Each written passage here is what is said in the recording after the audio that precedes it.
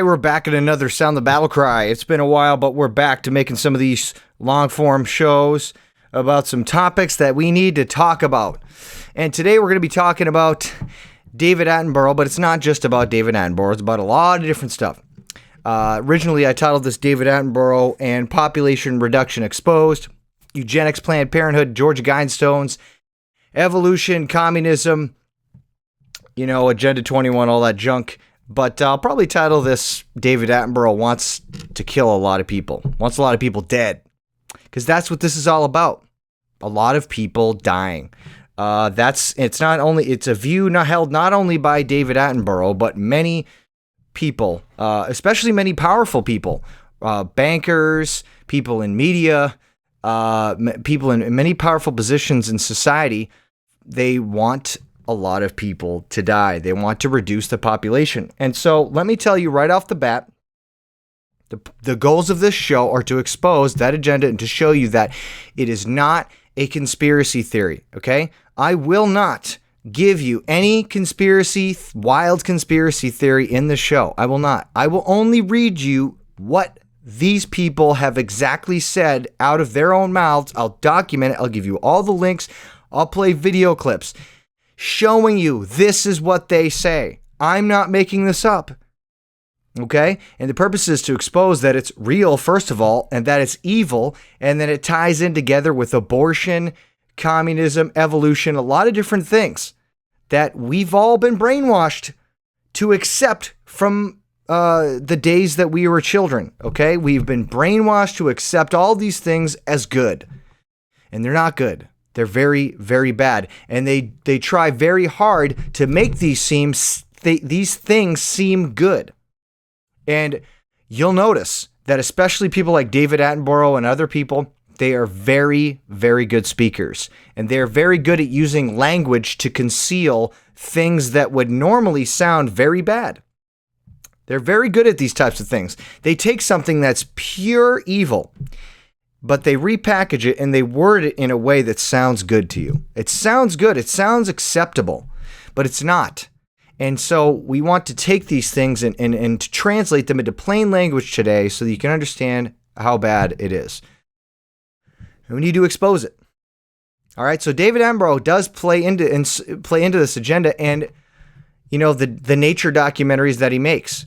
Now, I've seen quite a few David Attenborough documentaries. Very high quality. And it's really cool. It's awesome to watch all these videos and learn so much more about animals and insects and all these different types of things. It's awesome. It's really cool. But the problem is there are agendas that are pushed in these documentaries. Okay? And obviously evolution is pushed. Everything they say is millions of years and blah, blah, blah. Of course, that's pushed in there. That's a big one. But another thing that's pushed is population reduction and climate change. Okay? These agendas are pushed in nature documentaries. Okay, you can't even go anywhere now without this stuff being shoved down your throat, okay? It's funny because people complain about street preachers or door-to-door evangelists, and they're like, these people shove their religion down your throat. Oh, yeah? Well, I can't even go to the aquarium. I went to the Boston Aquarium, and I get up to the top of the huge tank, and this woman starts giving a speech about climate change and blah, blah, blah. And she starts out by saying, now, I am assuming if you're here that you're not one of those people, those ignorant people that deny climate change. And she was so condescending and arrogant, and she was just shoving her agenda down our throats. And all we were there to do was to stare at big turtles and sharks and fishes, okay? That's it. We don't need to hear your climate change gospel, okay? But we had to hear it. Okay? Now, it was annoying to me, but hey, I don't want to burn you at the stake because you said that thing. Just like you shouldn't want to do any harm to me if I'm standing on a street corner preaching the Bible. Free speech. All right, now let's continue. Let's get into this and let's read some quotes from David Attenborough. We'll start off with that. So there was an article that came out in The Telegraph. It's a United Kingdom publication, and it was this. This is the title. David Attenborough, Humans Are a Plague on the Earth. I think it said humans are a plague on Earth. Humans are a plague on Earth. Humans are a plague on the Earth that need to be controlled by limiting population growth, according to Sir David Attenborough. So apparently he's knighted. He has to be called Sir. But let's continue here. So this is what the article said. The television presenter said that humans are threatening their own existence and that of other species by using up the world's resources. He said the only way to save the planet from famine and species extinction is to limit human population growth. We are a plague on the earth. This is... You know how he talks. All right. But he said, we're a plague on the earth. We are a plague. Think about that. He's saying we are a plague on the earth. Now, you know what this presupposes? That what it implies? What this implies is that everything on earth is just as valuable or more valuable than human life. That's one of the things you have to see here, okay? They believe animals and plants have just as much value or more value as humans. Okay, that's why you see eagle eggs protected by the government, but babies in the womb, it's legal to kill. That's why you see that double standard. All right, now let's see what he said. We are a plague on the earth. It's coming home to roost over the next 50 years or so. It's not just climate change, it's sheer space. Places to grow food for this enormous horde. Either we limit our population growth or the natural world will do it for us. And the natural world is doing it for us right now, he told the Radio Times. Sir David. Okay, so hold on before we go into that. So he says we're a plague. He says we're impacting not only climate change, but we're running out of space and places to grow food. We're not able to grow enough food, which is a lie. We'll talk about that later. David Attenborough said, who is a patron of the Population Matters, okay? We're going to look at that later, okay? That's an important group. You need to know what that group is. Once again, I'm going to lift the quotes directly from what they say it is, from Wikipedia, exactly what they say, not a theory of what that group is and what they stand for. He has spoken out before about the frightening explosion in human numbers and the need for investment in sex education and other voluntary means of limiting population in developing countries. Notice he said voluntary, because it starts out as voluntary and then, they shift the goalpost once we get further down the road. By the way, we're gonna debunk overpopulation later in the show, just to let you know. So you hang on to your hats, fasten your seatbelts, because we're gonna totally debunk that. And you might be so brainwashed that right now you're saying to yourself, what an idiot. You're saying, how could he be so stupid and ignorant? Look around you. Look at all the people. Well, I've got one thing to say to you. You need to step out of the city, my friend. That's one point, but we'll debunk the whole thing later. Okay, so Attenborough says, we keep putting on programs about famine in Ethiopia. That's what's happening. Too many people there. They can't support themselves, and it's not an inhuman thing to say. It's the case. Until humanity manages to sort itself out and get a coordinated view about the planet, it's going to get worse and worse. So he says, there's too many people there, they can't support themselves, and it's not an inhuman thing to say that there's too many people. Well, what do we need to do about those people, David Attenborough? Sir David Attenborough, so there was another article in the Telegraph, and this was the title. It said this: Sir David Attenborough backs campaign to limit human population, and he said that a frightening explosion in human numbers was behind every threat to wildlife across the world. That's what he's blaming for all the threats to wildlife, was an explosion in human numbers. Not, like corrupt government and corporations, of course, right? It wouldn't be their fault. All right, so the article says, this part of the article says, in a statement released on the organization's website, David Attenborough said, "I've seen wildlife under mounting human pressure all over the world, and it's not just from human economy or technology. Behind every threat is the frightening explosion in human numbers. I've never seen a problem that wouldn't be easier to solve with fewer people or harder and ultimately impossible with more." He said, "I've never seen a problem that wouldn't be easier to solve with fewer people. Got to lower the population." He said, "That's why I support the OPT, and I wish the environmental NGOs would follow their lead and spell out the central problem loud and clear." OPT is Optimum Population Trust.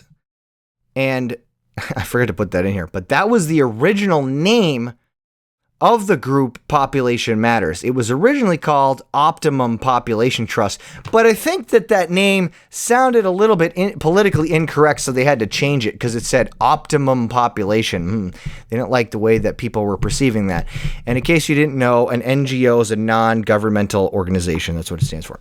But anyways, this little paragraph here, it says about the trust. The trust, which was founded in 1991, wants the UK population to decrease by not less than 0.25% a year, and has launched a Stop at 2 pledge to encourage couples to voluntarily limit the size of their families. Now, this is one of the big agendas that they push. They want to limit how many children people can have. And they're wanting people to please pledge you won't have more than 2 children. We can't handle more than 2 children. Okay? Which is interesting because there's a bunch of people that don't have any children, and then there's people that have children and need to give them up for adoption, and they could give them to the people with no children, but you never hear them talk about that. They say forget adoption, but just kill the baby, have an abortion. All right, so that's basically the premise of this whole thing. That's what got me started on this show. Is him saying all this stuff, overpopulation's ruining everything. It's ruining the planet. It's killing animals. It's killing wildlife and forest and it's causing every major problem to the environment is caused by overpopulation. That's what he said. And he called human beings a plague on the earth. All right. So we're going to dive into that. We're going to dive into his statements and really, chase down the rabbits. And talk about these things, okay? So the first thing we're going to look at before we move on here is his attitude to religion and creationism. Now, why are we looking at that? Now, Nate, why are you talking about that? Why do we got to go talk about God? Well, I'll tell you why. I will tell you exactly why. Because your view of God will directly be reflected in the way that you view the world. It will affect your worldview. Okay? The way that you view human life, animal life, the way that you view morality is directly impacted by your view of God. Okay? That is a fact.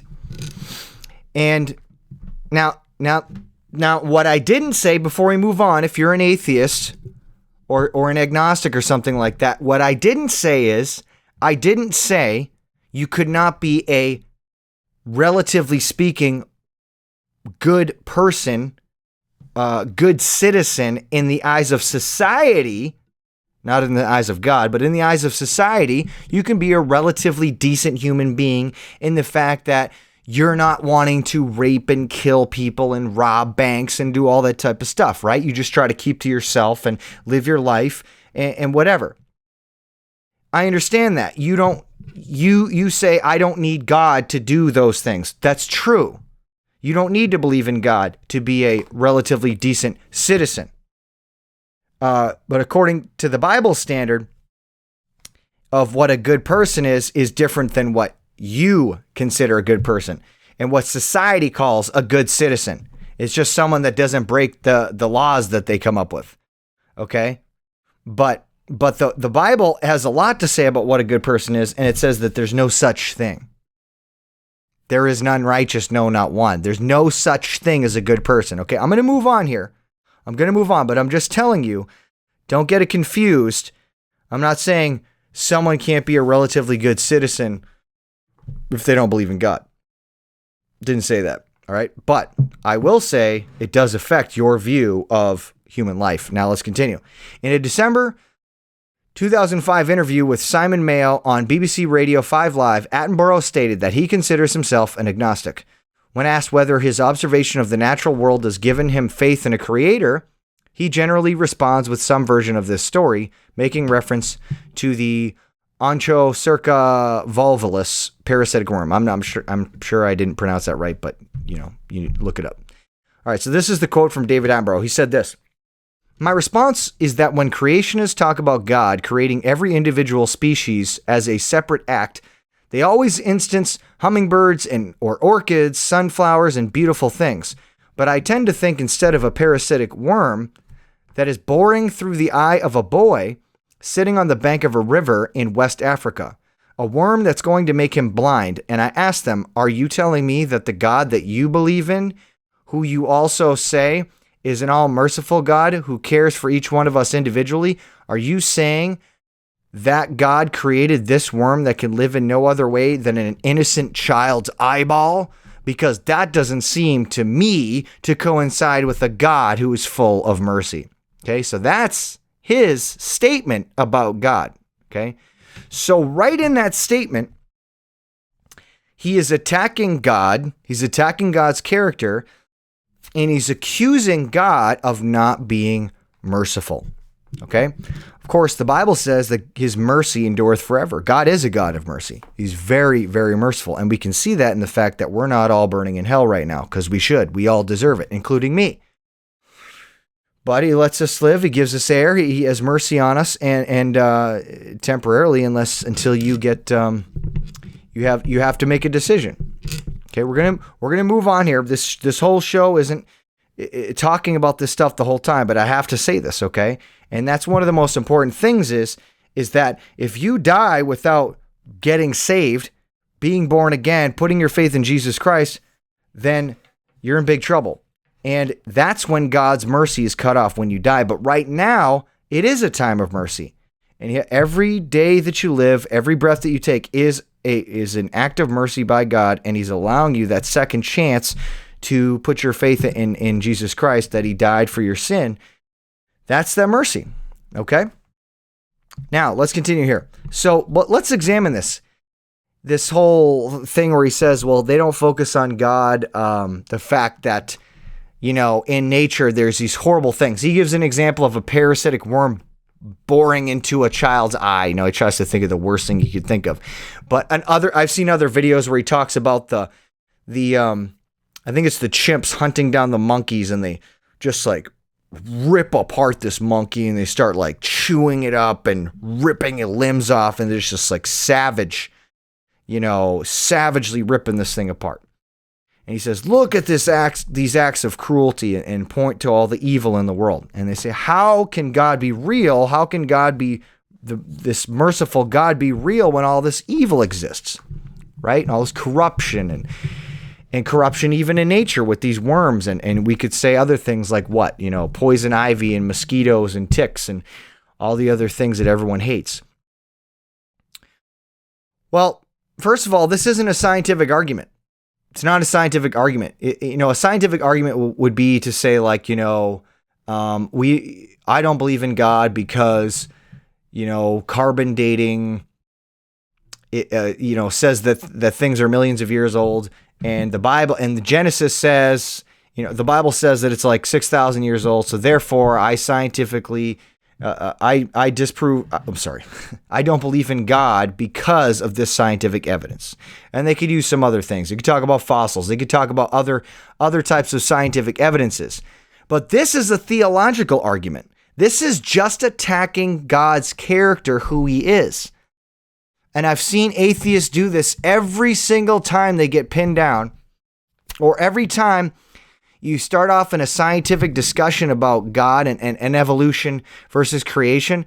We'll talk about carbon dating and fossils and transitional forms and all this stuff. And it always ends up turning into, yeah, but you believe in a God that allows babies to starve to death and blah, blah, blah. And they say all these different things and they attack God's character. It always happens. Always. Why is that? Well, because there's the truth that is taught in the Bible that says that everyone who doesn't believe in God knows that he exists deep down and they hate him. They hate God. Absolutely hate God because they love their sin. They don't want to give up their sin. So they hate God, love their sin. And so, everyone doesn't go around saying, I hate God, I hate God. And even atheists will say, I don't hate God, I don't believe in him. And I hate the version of God that you preach or something like that. But it's a lie. It's a lie. The Bible says in their heart, deep down there, they know he's real and they hate him. And that's why the argument always turns to attacking God's character. So it bubbles out. Their hatred for him just comes oozing out of their mouth.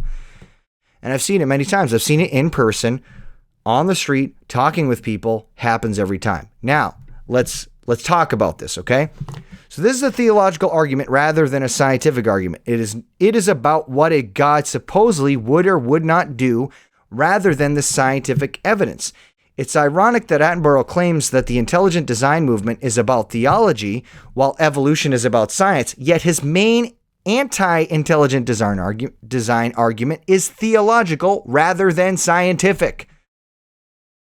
Well, there's another double standard by the evolutionists. Attenborough ignores the fall. The fall. So many people ignore that. Okay, and let me explain that to you real quick before we move on. What is the fall?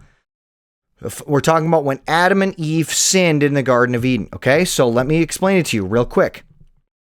Adam and Eve, God created the world, right? He created Adam and Eve. They're living in this garden and everything is good in the world. God said he looked on it and it was very good.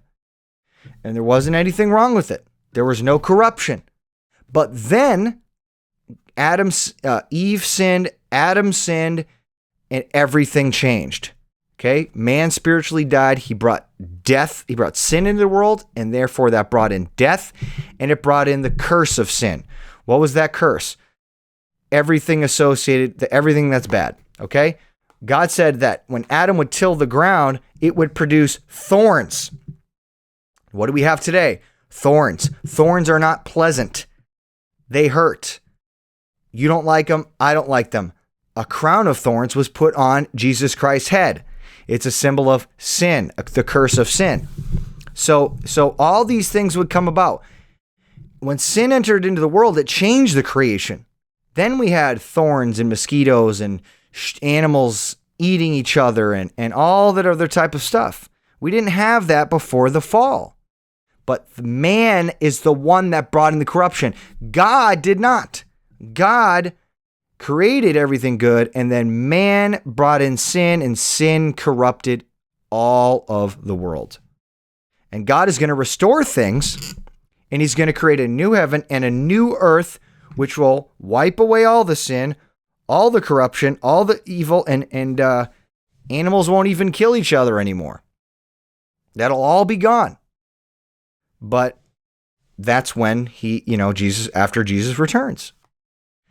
So don't say God created it originally corrupt, because he didn't. And that's a dishonest argument. You're not, because you want to say it's all about science, but then you start entering into the realm of theology, make a bad theological argument that makes no sense, make a straw man argument, because that's not what we're saying, and then act like you've disproved us. You haven't. You're not accurately representing what we believe about the Bible. We never said God's all merciful, created a perfect world, but you say, no, look, it's corrupt, and we have no explanation for it. Yeah, we do. We said man brought sin into the world and corrupted it, but you just ignore it. Pretend like no one's ever said it.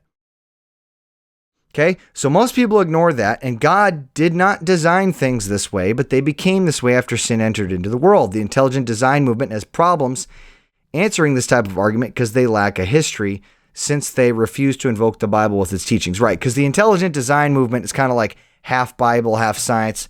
It's not really good.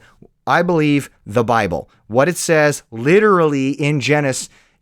I hate when people say that. Do you literally believe the Bible? Yeah, there's no other way to believe it.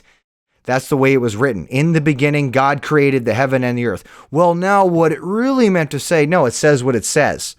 Okay, and the only reason anyone would say anything else is because they don't like what it says. Period, end of story. Okay? And the biggest joke is saying that people who believe what the Bible says is to call them a fundamentalist. Oh, you're a fundamentalist, and to make you sound like you're extreme. You're like a Muslim extremist. You're like a jihadist if you believe the Bible literally. How crazy is that? Well, that's the only way to believe it, because if you do any other, interpret it any other way, you're doing extreme violence to the text, and you're just twisting it out of context beyond belief. In the beginning, God created the heaven and the earth. It is what it is. That's what God did. You either accept it or you reject it. If you reject it, fine, but don't pretend like it should say this, and it should say this. It really meant this. No, it says what it says. Okay? And if you reject it, it's okay. I understand. Just know that what it's really going on is you're rejecting the authority of the Bible because you're rejecting God because you hate God. That's all there is to it. That's plain language for you. Okay? Now, we have to say a lot of this stuff at the beginning of the show because there are some people watching who are atheists, who are agnostic, and they might not watch the whole thing, so we've got to make sure we say those things to them. And hey, I welcome you. Watch the whole thing, please, to the very end. I welcome discussion. I don't welcome attacks and, violent language and cursing thrown at me. If you're going to act like a troll, you'll get booted. But if you have honest questions, you want to have, civil discussion, I'm absolutely open to that. No problem whatsoever. And I'm not offended when you attack God. You should be more worried about offending God than me. All right. Let's continue. Though Attenborough is said on some internet references to have been referring to the Loa Loa sickness caused by a parasitic nematode filarial worm, this is only very uncommonly the cause of blindness. It is more known for skin lumps and inflammation as the parasite moves through the human host's tissues. The worms can frequently be seen traveling under the conjunctiva, which is the thin membrane that covers the eye, but it rarely does harm there. He was, or should have been, referring to the related filarial nematode illness, enterocercosis. Behind trachoma, it is the second most common infective cause of blindness in the world. Its non-technical name is actually river blindness, because the biting insect that carries it to and from humans breeds around rivers. When it comes to the clinical facts about this parasitic illness, Attenborough was mistaken in a number of areas anyway. He could have used other examples of natural evil, of course, and the real answer for all of them is basically the same, the Genesis fall. So what did he get wrong? First, this worm does not live only in the eyeball. In fact, it is almost never found there, but rather in nodules in the skin. It is the microfilaria, one of the larval stages produced by the mating of male and female worms, which travel to the eyeball and many other places too, and do the damage there. And these microfilaria do not live in the eyeball either. They die there, and it is this dying which causes the problems. Even then, it is not the worm or its larvae either, rather the Wolbachia bacteria, which live symbiotically in association with the parasite in its several stages, are what does the damage when they are released at the death of the microfilaria, which triggers a severe immune reaction. And David Attenborough is wrong anyway, because the worm doesn't need to bore through a child's eye. Indeed, if it lands there, it can't even complete its life cycle, but there are numerous other arguments about pathogens and predators that he could have used. Okay, so he was not giving you the whole story when it came to the worm burrowing in the eyeball. But again, it's all about the real explanation is that, yeah, there's tons of evil out there. There's corruption. There's bad things that occur in nature.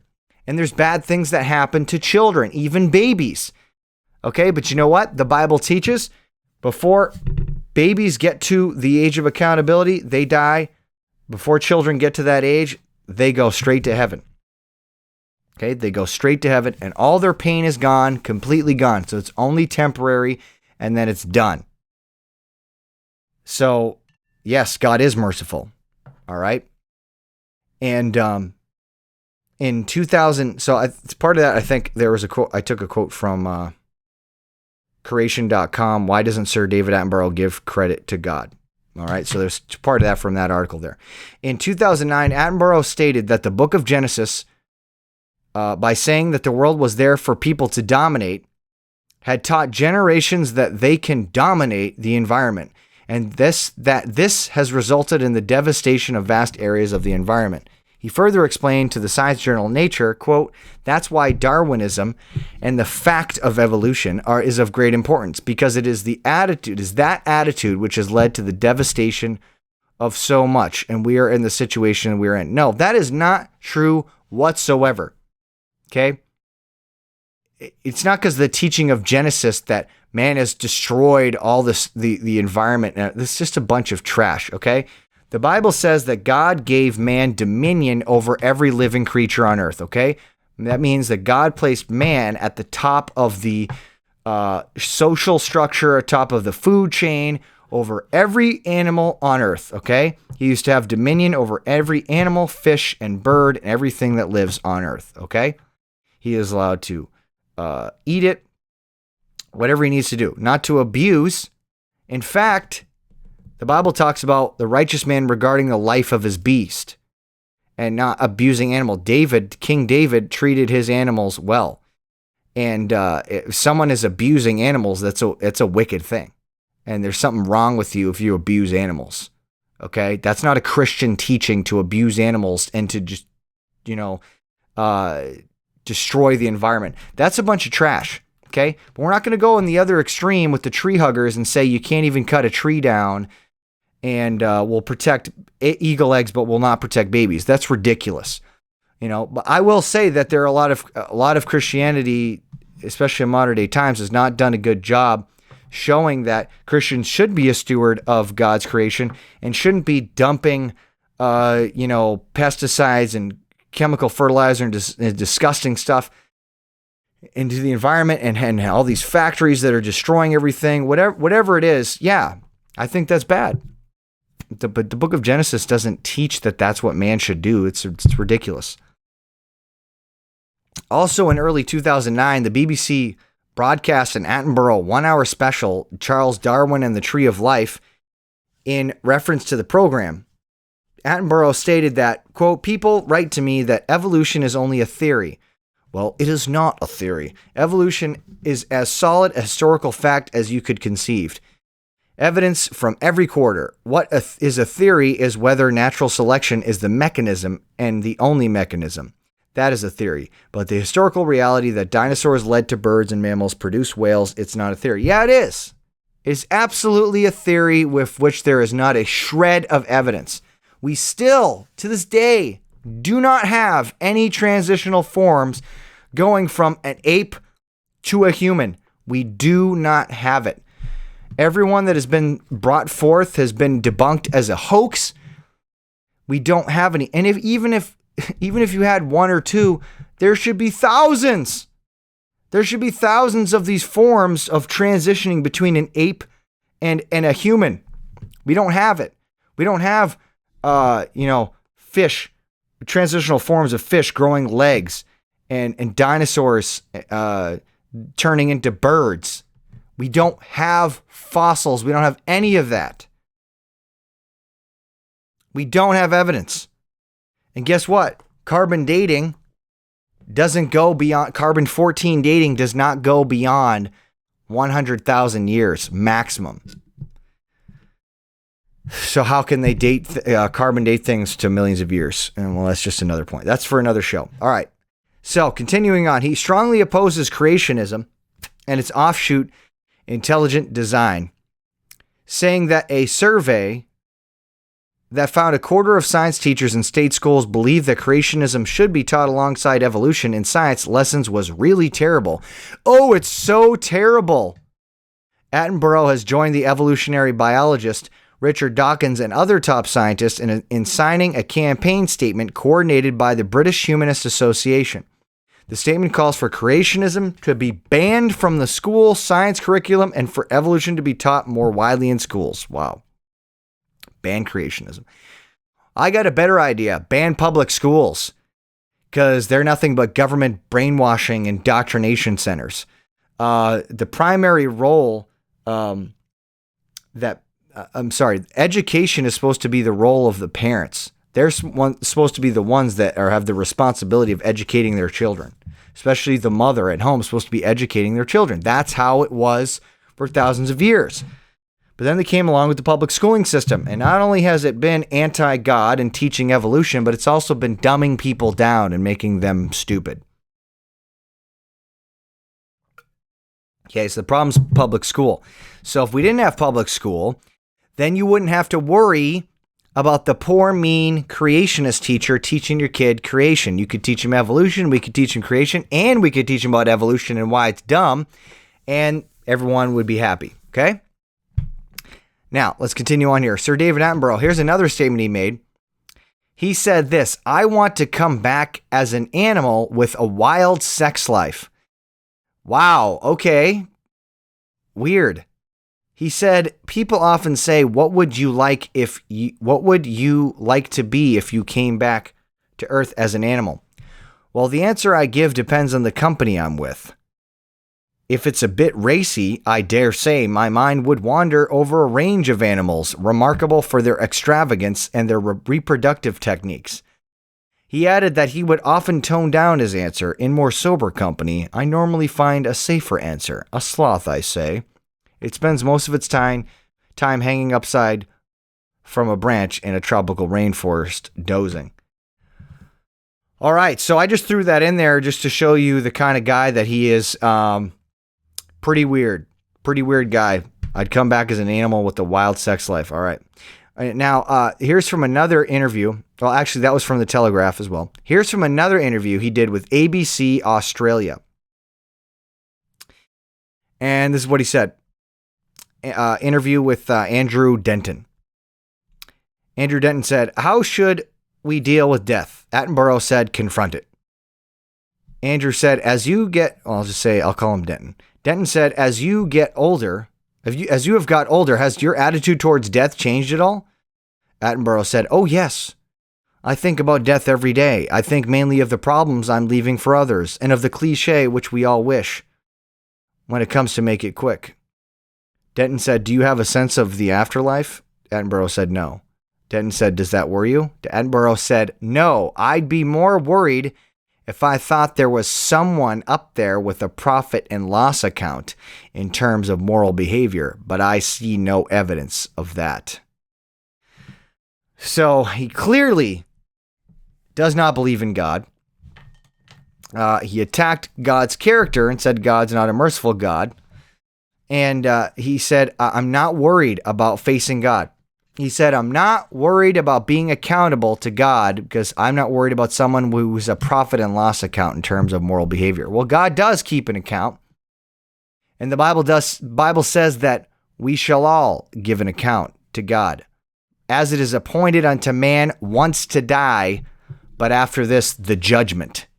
You will die once and then you will face God. You will not get to come back as an animal, no matter what kind of weird, sick fantasy you have. You won't get that chance. There is no reincarnation. There's no second chances. There's no reset button. Once you die, that's it. And then you will stand before God. You'll be judged and you will be held accountable. Now, as far as his profit and loss account thing, that's not really how it works. Now, God keeps track of sin, every sin that everyone's ever committed. In fact, the Bible says that every idle word that men shall speak shall come into account thereof in the day of judgment. By thy words thou shalt be justified, and by thy words thou shalt be condemned. So every word you speak, your thoughts and your deeds will be judged. But you can't be saved by, some people think, well, I did a bunch of good stuff and then my good deeds are going to outweigh my bad deeds and then I'll go to heaven. That's not how it works. Bible says that you can't be saved that way. Okay? You can't be saved by your good works outweighing your bad works. It'd be like if you stood in front of a judge and you're like, yeah, judge, I know I murdered, but I give a lot to charity. And that should cover up my murder, right? No, it doesn't. Your good works never outweigh your guilt, your sin.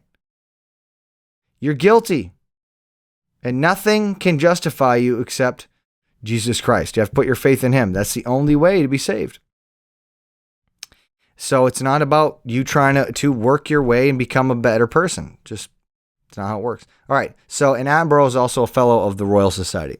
And got some other material on that we'll deal with another day. All right. Now, let's move on to that group that he's a member of. Population Matters, formerly known as Optimum Population Trust. Okay? He is a member of that.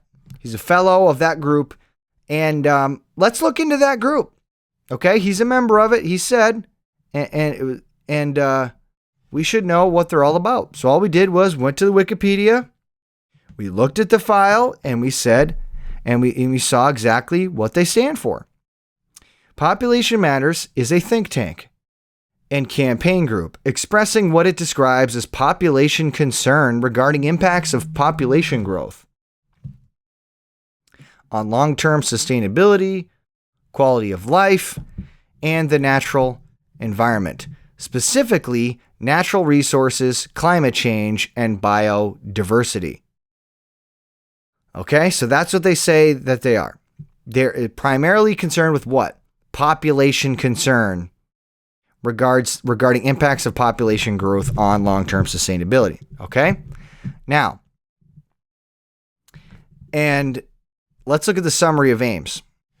What's the summary of their aims? The organization's stated intermediate aims are improved provision of family planning. They always have to talk about family planning. Now, you know, we have the obviously famous group called Planned Parenthood, and that group, when they talk about family planning, it's about abortion. Now, a lot of people will say, no, what are you talking about? It's talking about contraceptives. It's talking about condoms and blah, blah, blah, and the pill. So what it's talking about? Well, yeah, of course they talk about those things, as they want to prevent people from having as many kids as they can. And just to let you know, they don't do that with everyone. They only do it with the lower classes. And there's a history of that, by the way. There's a history of encouraging the poorer populations not to have children. But the wealthier, it doesn't matter.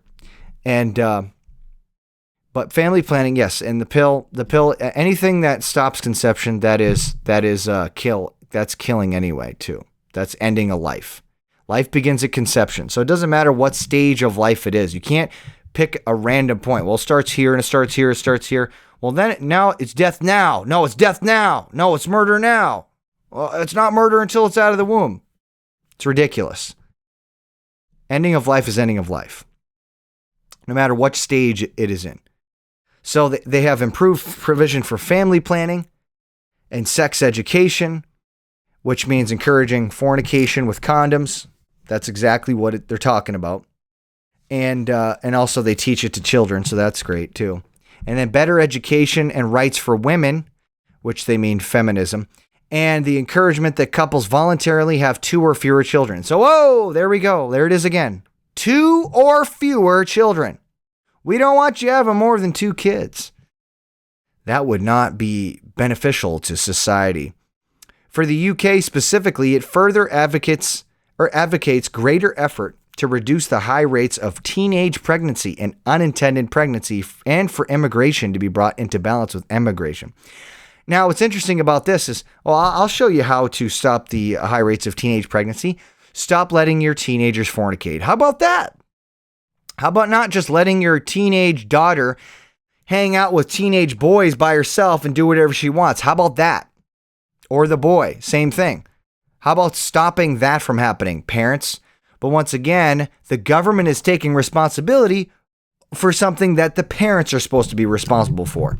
Okay? It's the parents' job. They're the ones that are supposed to be stopping this. This is why we have all these problems.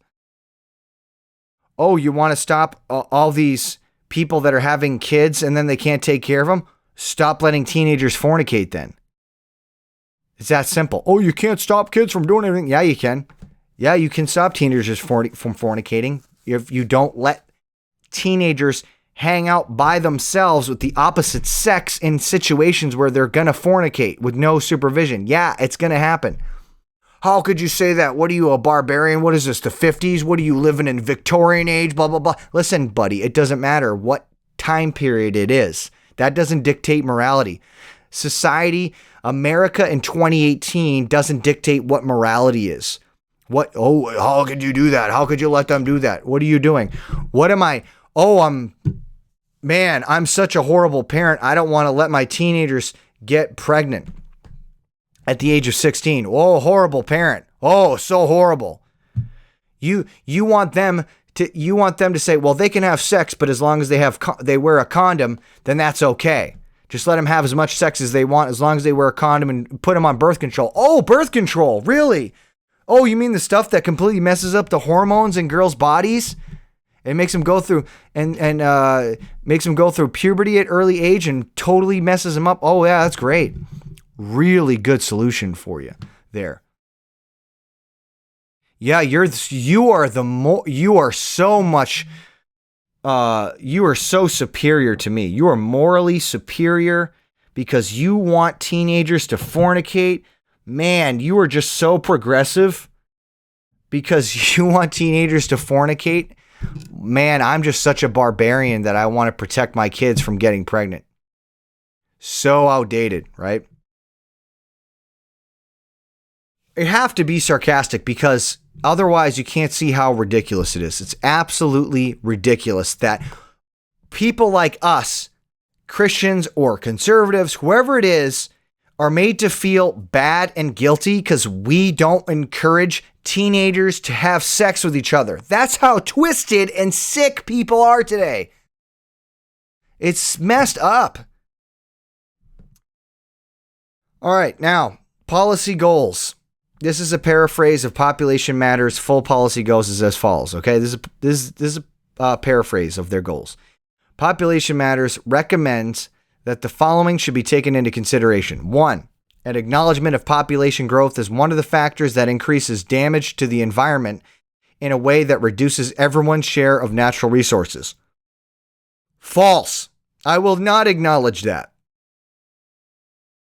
Population growth is not, first of all, overpopulation is not a factor. I'm sorry, it's not true. There's a concentration, there's overpopulation in urban centers, but there is not an overpopulation in the world itself. There's a very important distinction there. How about stop stuffing people in cities? How about that? And reduces everyone's share of natural resources? No, that's absolute lie. There are plenty of resources for everyone, and I will prove that later. Number 2, the achievement of a stable and ethically acceptable transition to a sustainable population. Who gets to decide that? Who decides what a sustainable population is? That's the question. And then who decides how we sustain that population? Do we reduce it? We prevent future growth? How do we approach that? Who gets to decide? Oh, the government does. The governments of the world. Isn't that big of them to decide what we can do for our own families and they can tell me how many kids I can have? It's ridiculous. Number 3, an acknowledgement that an overall number of carbon emitters increases with all population growth. Translation, they're calling human beings carbon emitters. An overall number of carbon emitters increases with population growth. They're calling us carbon emitters. Listen to the way they talk about human beings. These are the same people that say that cow farts are causing global warming, climate change. And they want to tax cows and tax us for this stuff, carbon taxes. These are the people we want to let run the world. Yeah, okay. You're going to run my life. Number 4, an improved provision of family planning and sex education. We covered that. Number 5, an empowerment of women. We must empower the women more. Yeah, as if feminism's been working out real great. Dude, feminism is so bad now that even all non-Christians are reacting badly against it.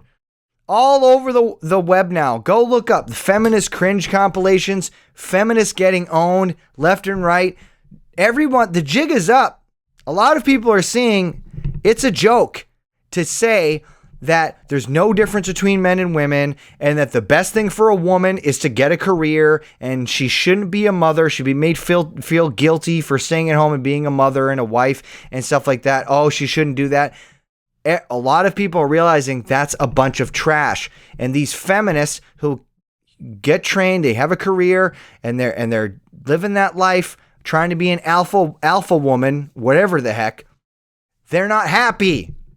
They're not happy, especially when they get old and they're by themselves and they don't have a family and they fleeced their husband probably and took half his stuff.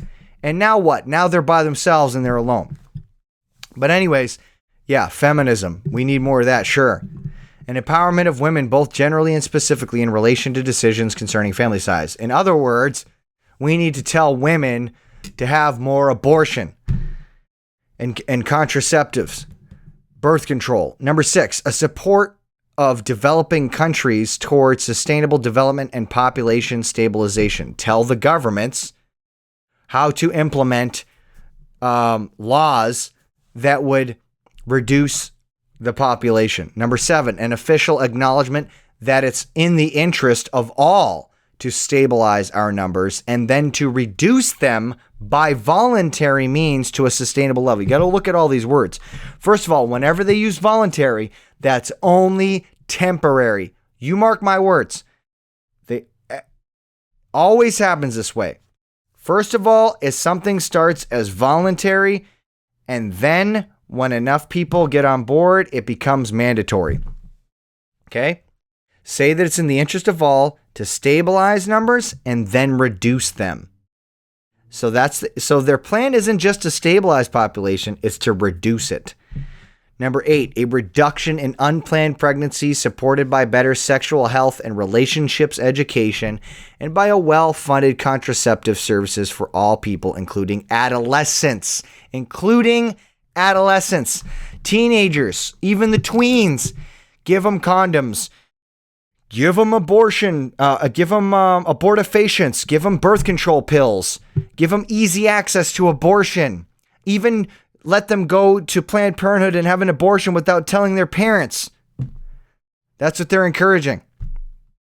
Number 9, a minimization of one country's dependence on the resources of other countries, which in the case of high population, high consumption countries would be partly achieved through the country's limitation of its immigration rate to the level of its emigration rate. Well, yeah.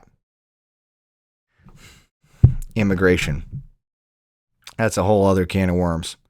All right, number 10, a local meeting of labor demands in high population nations rejecting a case of more young people being required to care of an increasing elderly population so as to avoid an ecological pyramid in which each generation impoverishes the next. Oh man.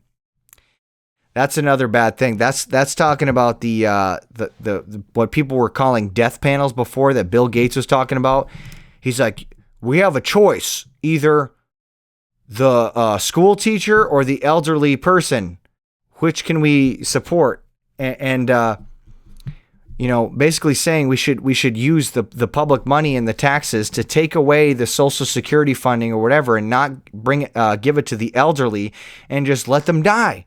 Because they're overburdening society because of taxes and also because of overpopulation. So I'm telling you, that's exactly where that's headed as well. The elderly should be killed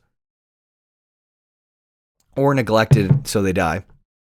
And then number 11, individuals considering how many children they have within tax and benefit systems that balance reproductive rights with social responsibilities. What they're saying is you don't have reproductive rights. Balance reproductive rights with social responsibilities.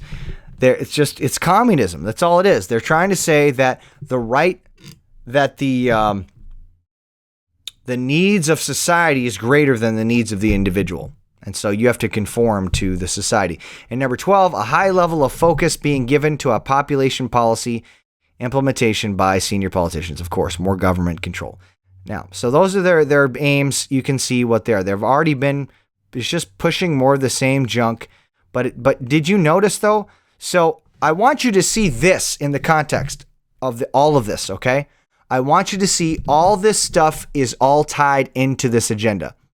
When it comes to public schools, sex education, the abortion agenda, feminism, when they push overpopulation, climate change, all of it, every single one of those things all ties back together with this population reduction agenda. All of them. That's why they push it. They push and they're pushing this all for a reason. I want you all to know that. They're pushing it over and over and shoving it down everyone's throats. All these agendas so that everyone thinks we need less people. We need less people. We need less people. We need less people. And they've been very successful. Statements by Population Matters. Here's a couple statements by Population Matters. They said this: couples making decisions about family size do so in the belief that it is a matter for them and their personal preferences alone. Well, excuse me. And you are saying it's not a matter for them and their preferences alone? It's not a decision for them and their personal preferences alone. For the couple, about their own family, they can't determine how many children they will have. Do you see how absolutely insane and wicked this is? That a husband and wife should not be allowed to decide how many children they can have in their own life? It is sickening. Absolutely insane. And I totally believe 100% if you have children, you should take care of them. The man is supposed to work a job, provide for his family. If you're going to have children, you need to provide for them. That's why before you get married, you plan for that. The man, make sure he knows what he's doing, have a trade or something, have some type of career. He can provide for a family. Then he gets married. He can provide for the wife. They have kids. He can provide for everything. And that's how the family's supposed to work. But if you encourage with your sex education more of the fornication, which you encourage people wear condoms and stuff like that, and then obviously condoms break, so then they get pregnant, and then you say, oh, now what do we do? Well, have an abortion. And if you can't have an abortion, then what happens? Teenage pregnancies with no man in their life because the boy is gone or he can't take care of it. So what happens? Then they have to get on public money. Then they have to be given welfare, and they have to go on all these and food stamps and all this other stuff. And then that adds to the burden of society. So actually it adds more burden of society for you encouraging the teenagers to fornicate and people in general to fornicate instead of having a man and a woman come together and having the family the way they're supposed to be. You're the one that's encouraging the woman to have a career and leave the house so she can't take care of the kids and raise the kids. So then we don't know what they're doing. You're the one encouraging that. It doesn't make any sense. But anyways, the point is they're saying we don't have a right to make a decision about how big our family is. A Population Matters briefing paper rejoiced that, quote, a non-existent person has no environmental footprint. The emission saving is instant and total. That's because they're dead. What are you talking about? A non-existent person has no environmental footprint? These people are nuts. These people are crazy. See, this is one of those moments. This is one of those things that a lot of people don't understand. Smart people can be crazy. A lot of smart people are crazy. They're insane. They can talk really well. They can be highly intelligent. They can be articulate. All these types of things. But they can also be absolutely insane. They can be, I shouldn't say insane. I should say psychotic. psychotic. They're absolutely psychotic. They don't care about killing people. A non-existent person has no environment for... Oh, did they even read that before they printed it? Wow. All right. And then, all right, we're going to look at some of the other members of Population Matters. So listen, we're reading a bunch of quotes of the policies of Population Matters. We're reading their policy agenda. We're reading quotes that they give with their own mouth. You can look at all this on the Population Matters Wikipedia yourself. Go look it up. I'm not making this up. It's not a conspiracy theory. And we're reading from this, and this is a group that David Attenborough is a part of. He believes all this stuff. And you don't think he's trying to inject his opinion on these matters in his nature documentaries and other things that he does? Of course he is. Of course he is. And I've heard it. You watch a nature documentary, all of a sudden he's talking about ants and bats and sharks and all stuff, and then all of a sudden he sneaks in a thing about, and this species was devastated by, the local population, blah, blah, blah. And then he'll start talking about it in the documentary. And he's planting seeds with people to accept these agendas in the population reduction agenda. That's how they do it. And they're brainwashing you with their nature documentary propaganda. If you think I'm exaggerating, you think I'm crazy, go back through, look at all the statements that we just read. He's a part of it. He agrees with it, and he's putting it in the documentaries. All right. We're gonna look at some of the people that are members of this and what they said, and we're gonna look at who influenced Population Matters. But we're gonna take a quick break from that, and we'll come right back. We're back, and now we're going to move on to the next section, and we're going to talk about some of the other members of Population Matters. We already talked about David Attenborough. Who's he on there with? Well, one of them's Jane Goodall. I'm sure you've heard of her, and I had a clip here, a video clip, but I'm not going to play it just for the sake of time. You can go watch that later. I'll post the notes. I always post the show notes in the description. There'll be a link there, so you can go there, you can click that link, you can watch the clip. She talks about overpopulation. Another person that is a member of the Population Matters, he's a patron, is Sir Crispin Tickle. And I'm not making this up. His real name is Crispin Tickle. And he said that we should be pursuing policies that would reduce the UK's population to 20 million, a third of its current level.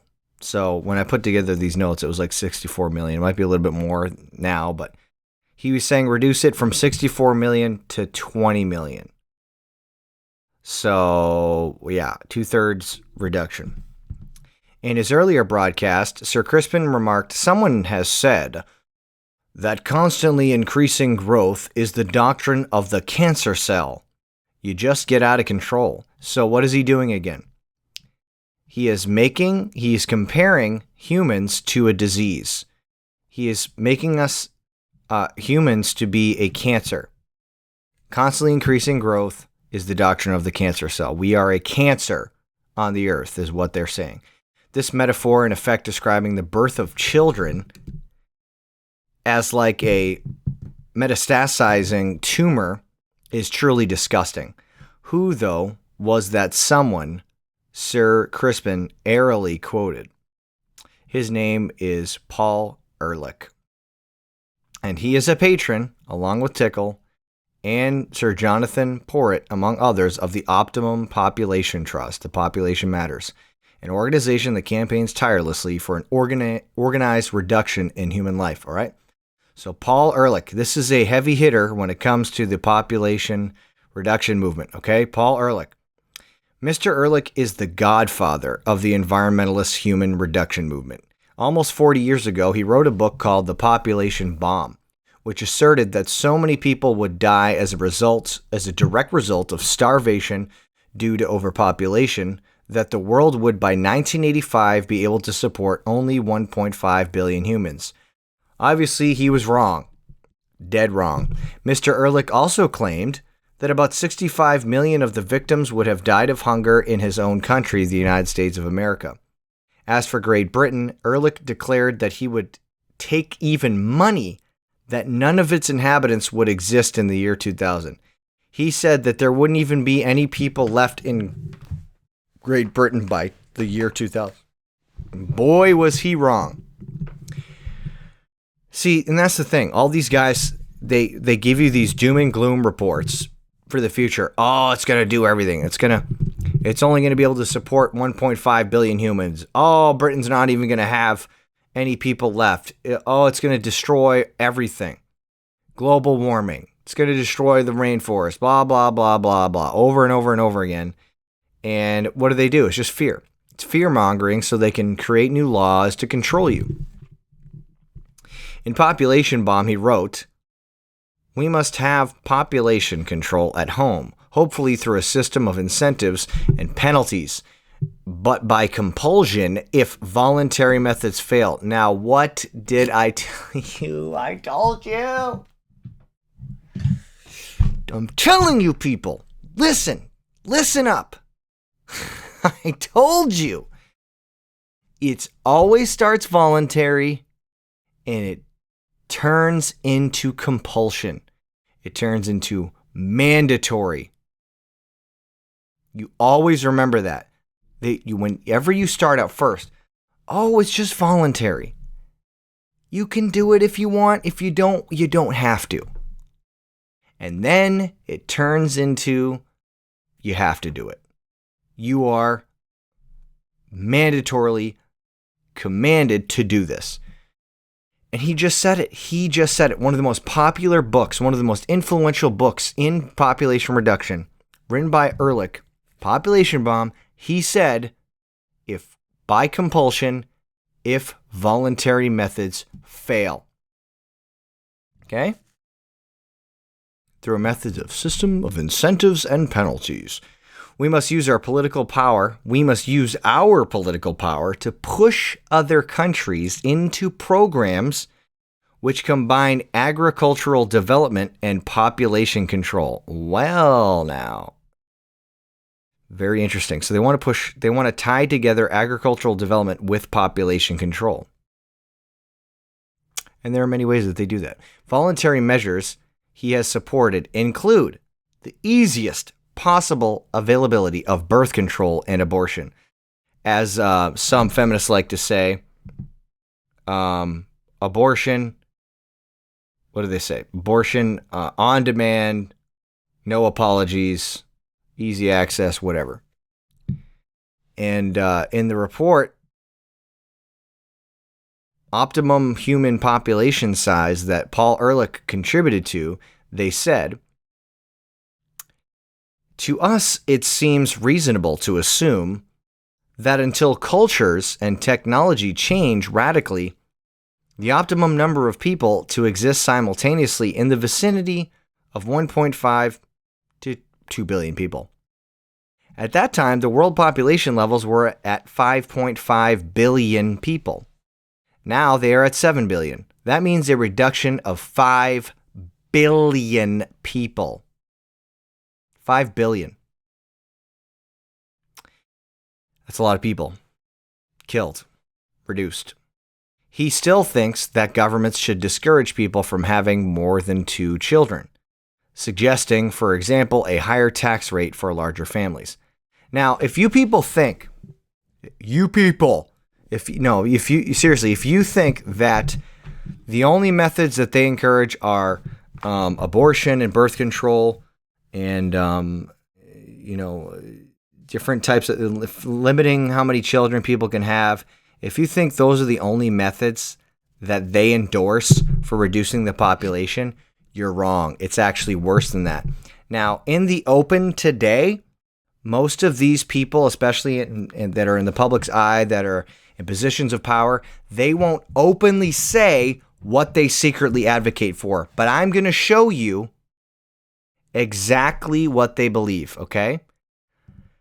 I'm going to prove it because they were influenced by someone who advocated for other matters of reducing the population, okay?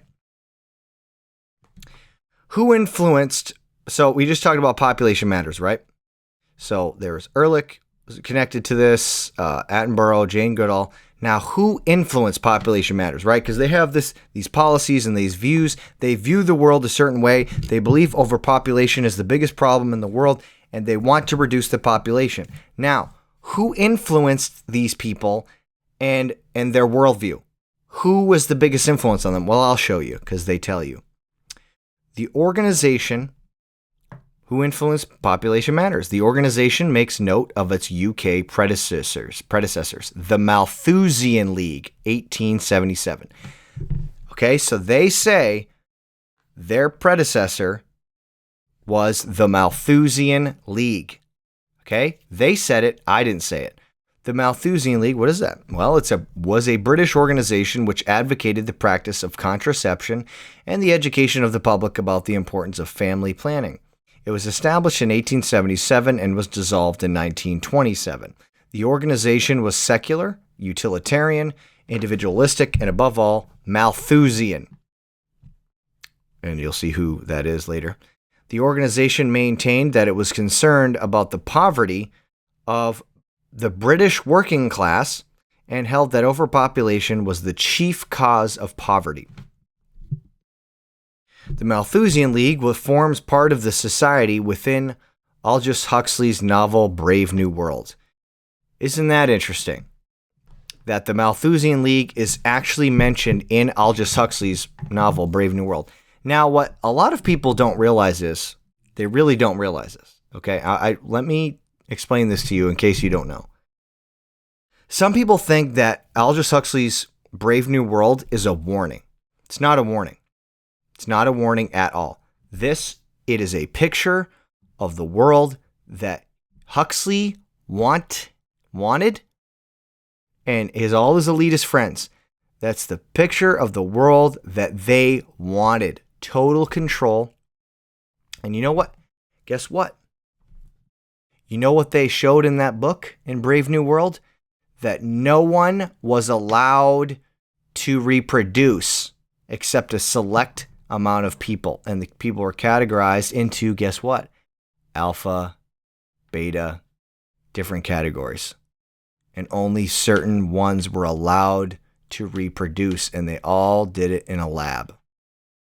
That's the future that they want. They want total control of reproduction. You've already heard them say, well, the governments should mandate that you're only allowed to have 2 kids. And they said, oh, these people, the couples should realize that it's not just their own choice, their personal choice to how many kids they have. That's not their personal choice. It's also the government and society's choice of how many kids that they can have. And that's what they want in Brave New World, my friend. That's why he put Malthusian League in there.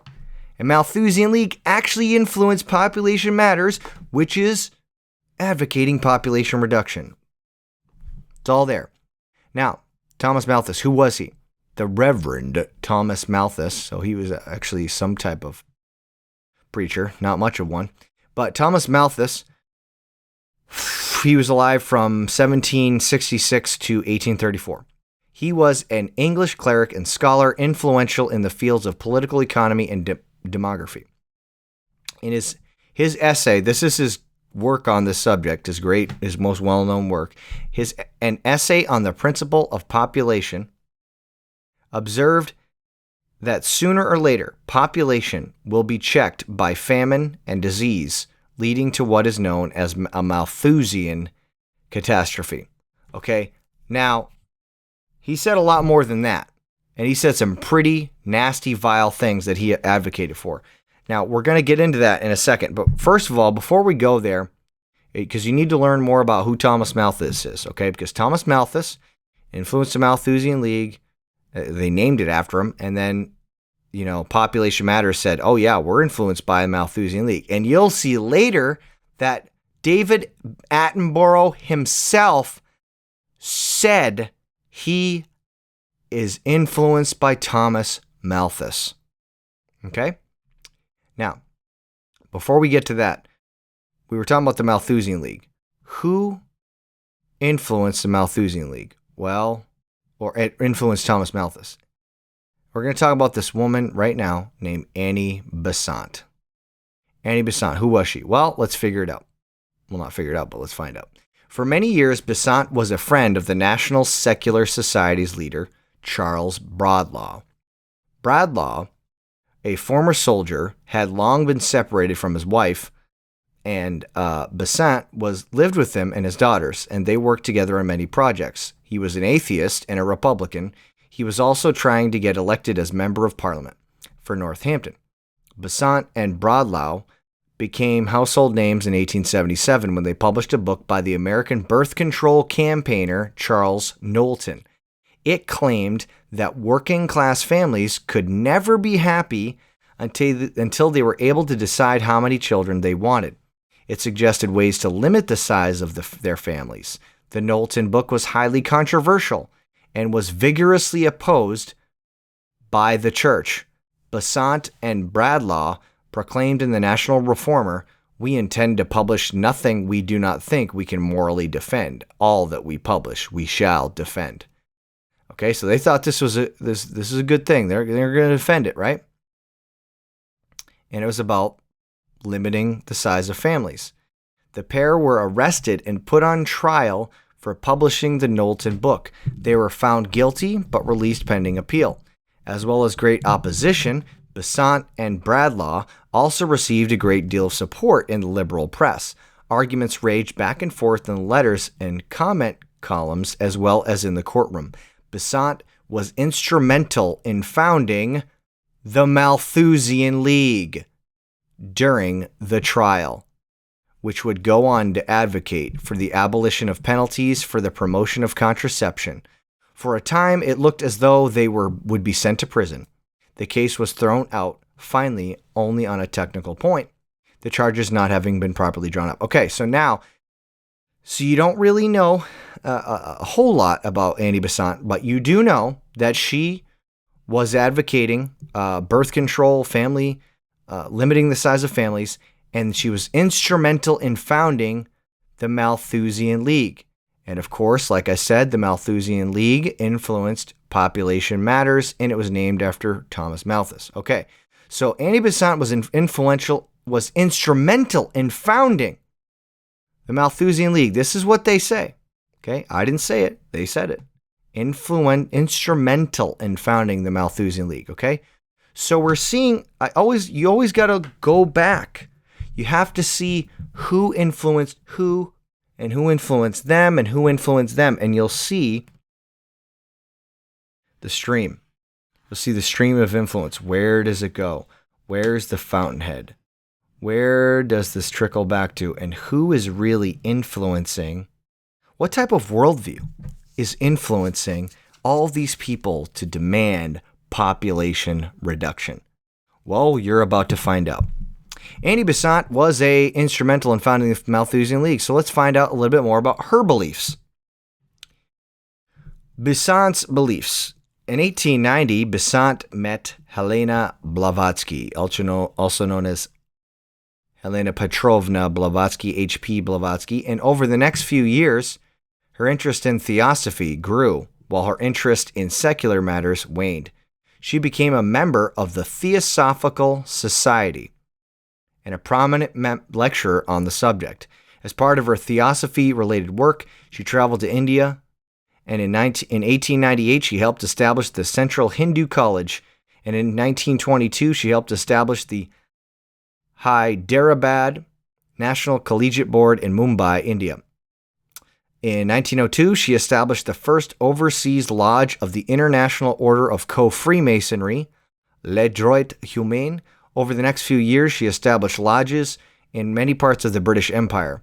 In 1907, she became president of the Theosophical Society, whose international headquarters were in Adyar, Madras. So she became president. She not only should become a member of the Theosophical Society, she became the president of the Theosophical Society in 1907. Now, Theosophical Society, like I said, it used to be run by Helena Blavatsky. And what did they teach? Well, they taught that Lucifer was good and the God of the Bible is bad. Because they had it backwards. Okay, they said that Lucifer was good. It's a Luciferian religion.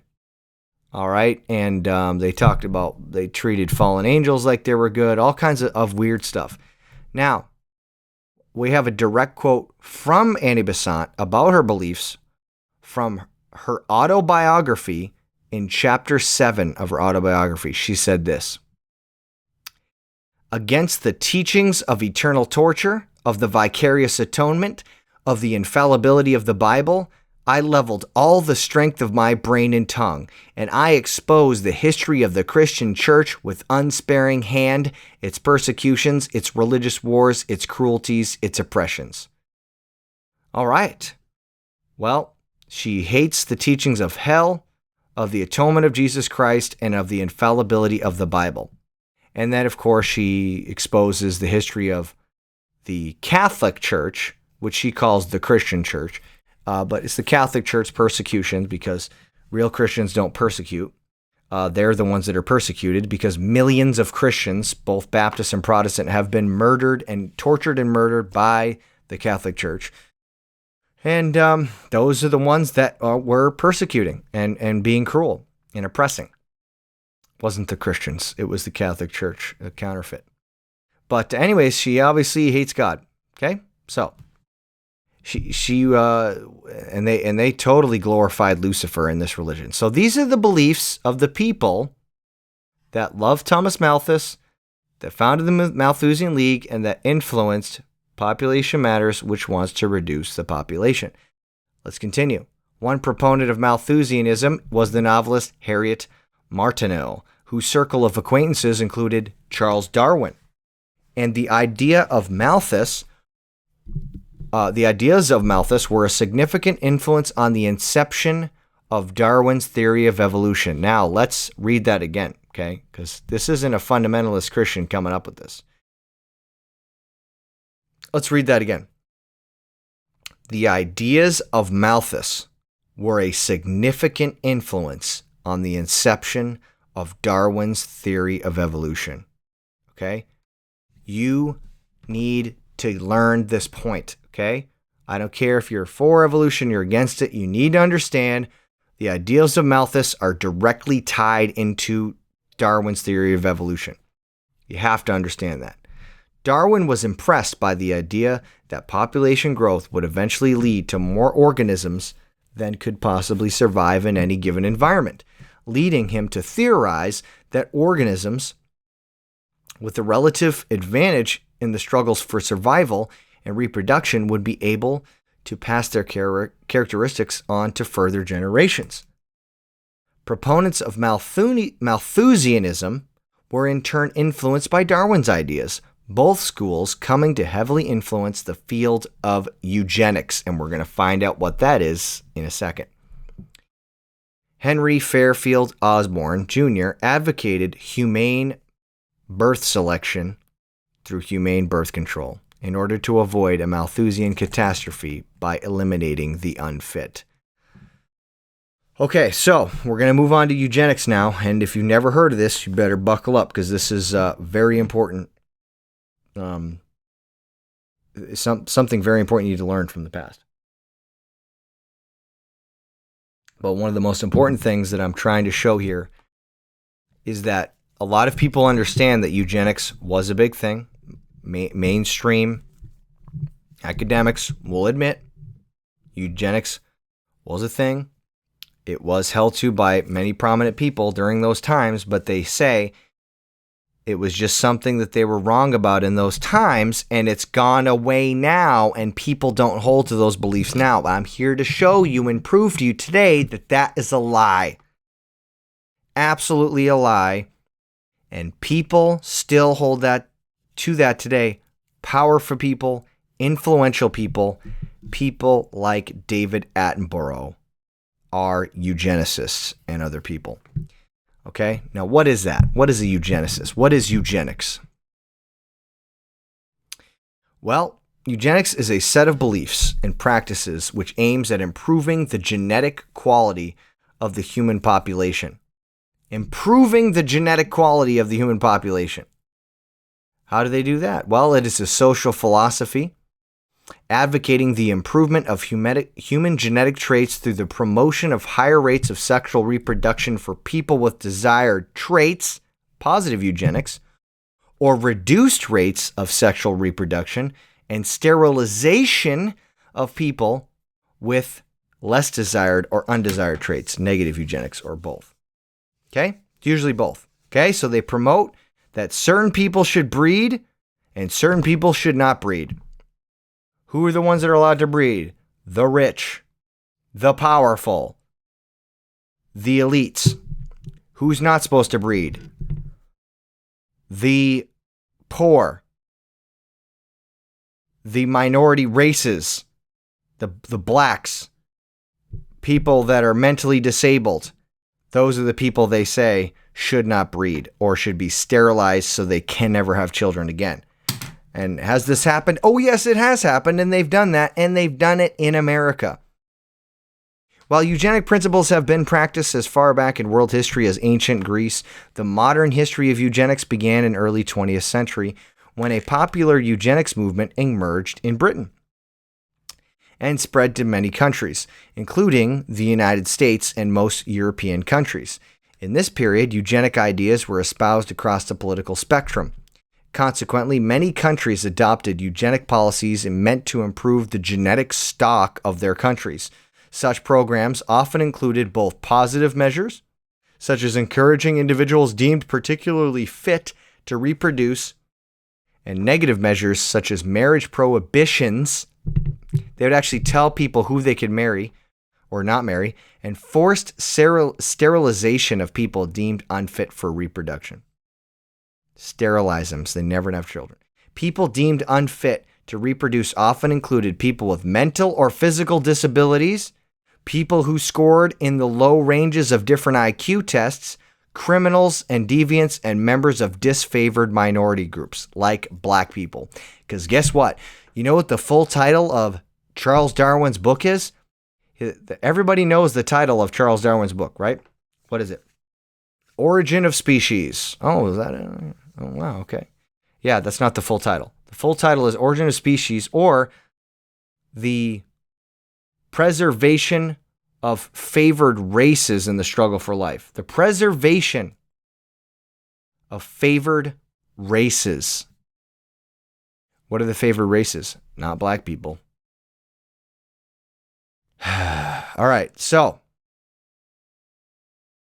the eugenics movement became negatively associated with Nazi Germany and the Holocaust, the murder by the German state of approximately 12 million people, when many of the defendants in the Nuremberg trials attempted to justify their human rights abuses by claiming there was little difference between the Nazi eugenics programs and the U.S. eugenics programs. And guess what? They were right. There was little difference because we sterilized people with low IQ, mental and physical disabilities, and black people. We sterilized them in America, just like the Nazis. In the decades following World War II, with the institution of human rights, many countries gradually abandoned eugenics policies, although some Western countries, among them Sweden and the U.S., continued to carry out forced sterilizations for several decades. Okay? Sweden and the United States carrying out forced sterilizations. Yeah, it happened. A major critique of eugenics policies is that regardless of whether negative or positive policies are used, they are vulnerable to abuse because the criteria of selection are determined by whichever group is in political power. Exactly. So they just decide, whoever's in power gets to decide who gets to have kids or not. Furthermore, negative eugenics in particular is considered by many to be a violation of basic human rights, which includes the right to reproduction. Yeah, it is. It is absolutely a violation of basic human rights. Now, here's where you get to see the real evil of Thomas Malthus. In his essay on the principle of population, Malthus calls for increased mortality among the poor. This is what he actually calls for in this book. And he has a bunch of other wicked stuff in there. But listen to this quote from Thomas Malthus in his book. All the children born beyond what would be required to keep up the population to this level must necessarily perish, unless room be made for them by the deaths of grown persons. To act consistently, therefore, we should facilitate, instead of foolishly and vainly endeavoring to impede, the operations of nature in producing this mortality. You hear what he just said? We should facilitate instead of impeding nature from killing people. We should help nature kill people. And if we dread the too frequent visitation of the horrid form of famine, we should sedulously encourage the other forms of destruction, which we compel nature to use. So he said, and if we don't like famine killing people, we should encourage other forms of killing people. Instead of recommending cleanliness to the poor, we should encourage contrary habits. Did you hear what he just said?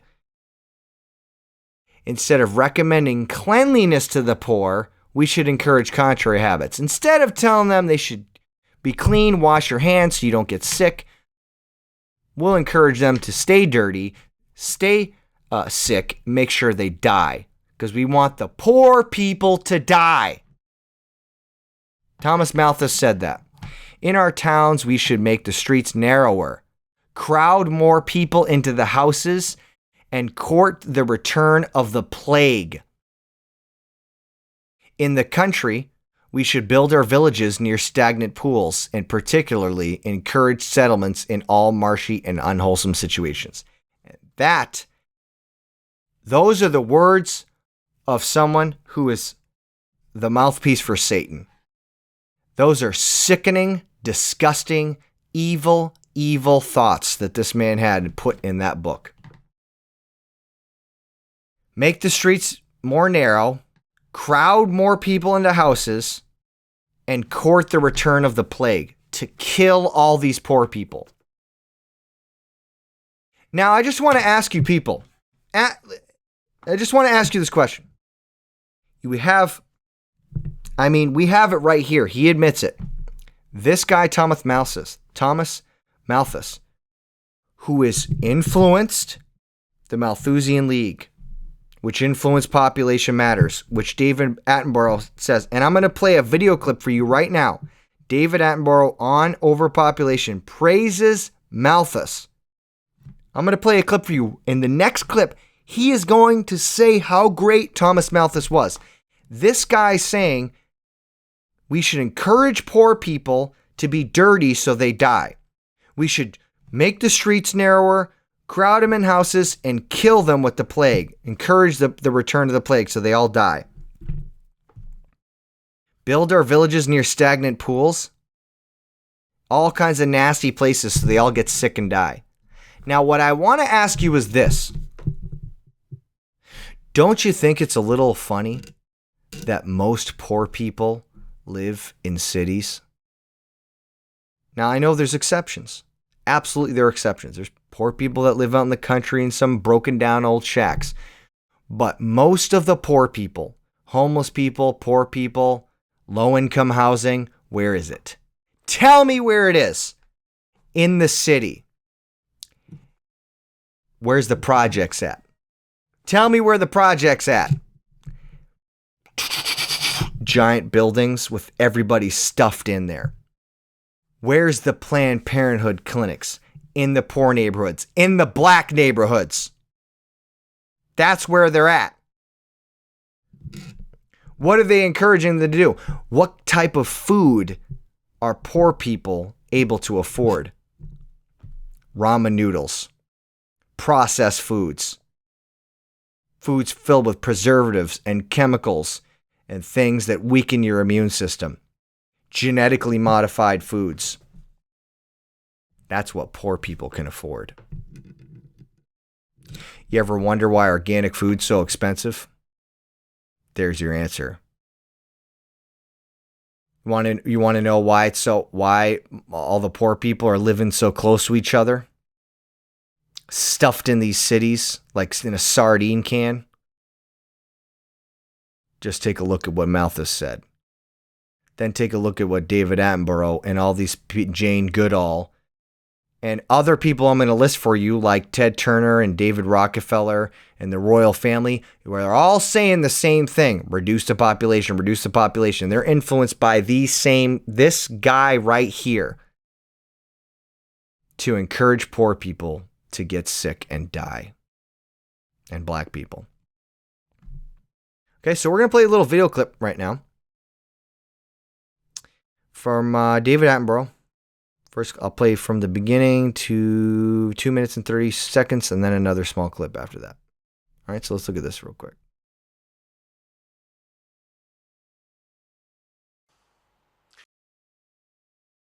Just going to let this load real quick.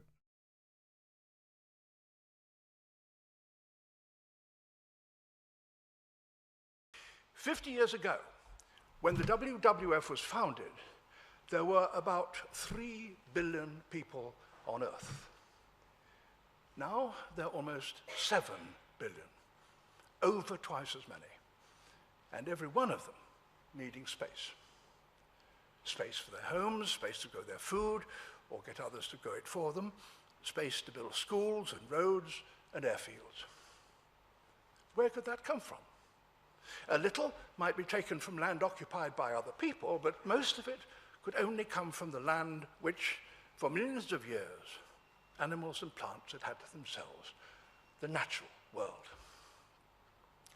But the impact of these extra millions of people has spread far beyond the space that they physically claimed. The spread of industrialization has changed the chemical consistency of the atmosphere. The oceans that cover most of the surface of the planet have been polluted and increasingly acidified, and the Earth is warming. We now realize that the disasters that continue increasingly to afflict the natural world have one element that connects them all: the unprecedented increase in the number of human beings on the planet. There have been prophets who've warned us of this impending disaster, of course. One of the first was Thomas Malthus. Thomas Malthus. He called him a prophet. His most important book, an essay of the principle of population, was published over 200 years ago in 1798. In it, he argued that the human population would increase inexorably until it was halted by what he called misery and vice. Today, for some reason, that prophecy seems to be largely ignored, or at any rate disregarded. It's true that he did not foresee the so-called Green Revolution, which greatly increased the amount of food that can be produced in any given area of arable land. And there may be other advances in our food-producing skills that we ourselves still can't foresee. But such advances only delay things. The fundamental truth that Malthus proclaimed remains the truth. There cannot be more people on this earth than can be fed. All right, so there's his statements. And so he praised Thomas Malthus and his book, and he says it's a great book. And of course, he's talking about overpopulation, how bad of a problem it is. And it's absolutely a lie that a number of things that he said. But we're going to we're going to play a few video clips right now from this website called overpopulationIsAMyth.com. And there's really quick videos. They're like a minute each. And I'll play a few of these. 1, 2, 3, 4, 5, like 5 clips. And it's going to refute overpopulation.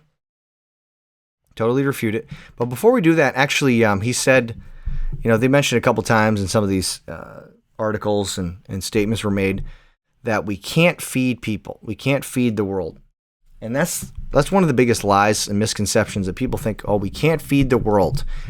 There's not enough resources, and especially food, to feed all the people in the world. And that is just an absolute lie. Okay? Absolute lie. And I've done actually extensive research on that, and I wrote an article about it. And I wrote an article refuting the lie. People say that we need GMOs, genetically modified organisms, GMO food to feed the world. Do we need GMOs to feed the world? Because that's one of the things that they say is that we can't feed everyone unless we use GMO crops to produce more food so that we can feed everyone in the world. It's absolutely a lie. Okay, we have enough food to feed everyone in the world, and the reason that people are starving has nothing to do with not having enough food. Okay, I'm going to show you right now.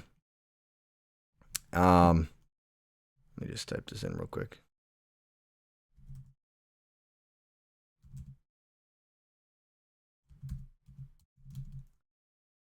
All right, so this is my website, makingtheswitch2organic.com. All right, so this article on the main page, do we need GMOs to feed the world, refuting the myth that biotech will help end world hunger?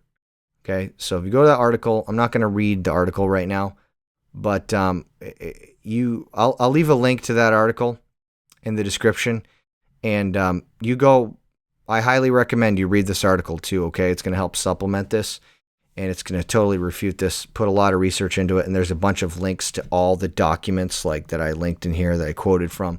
But one of the things in here that I show is a couple things. First of all, why do so many people go hungry in the world? What's the biggest cause of hunger in the world today? The answer is poverty, not a lack of food. Okay? That is absolutely right.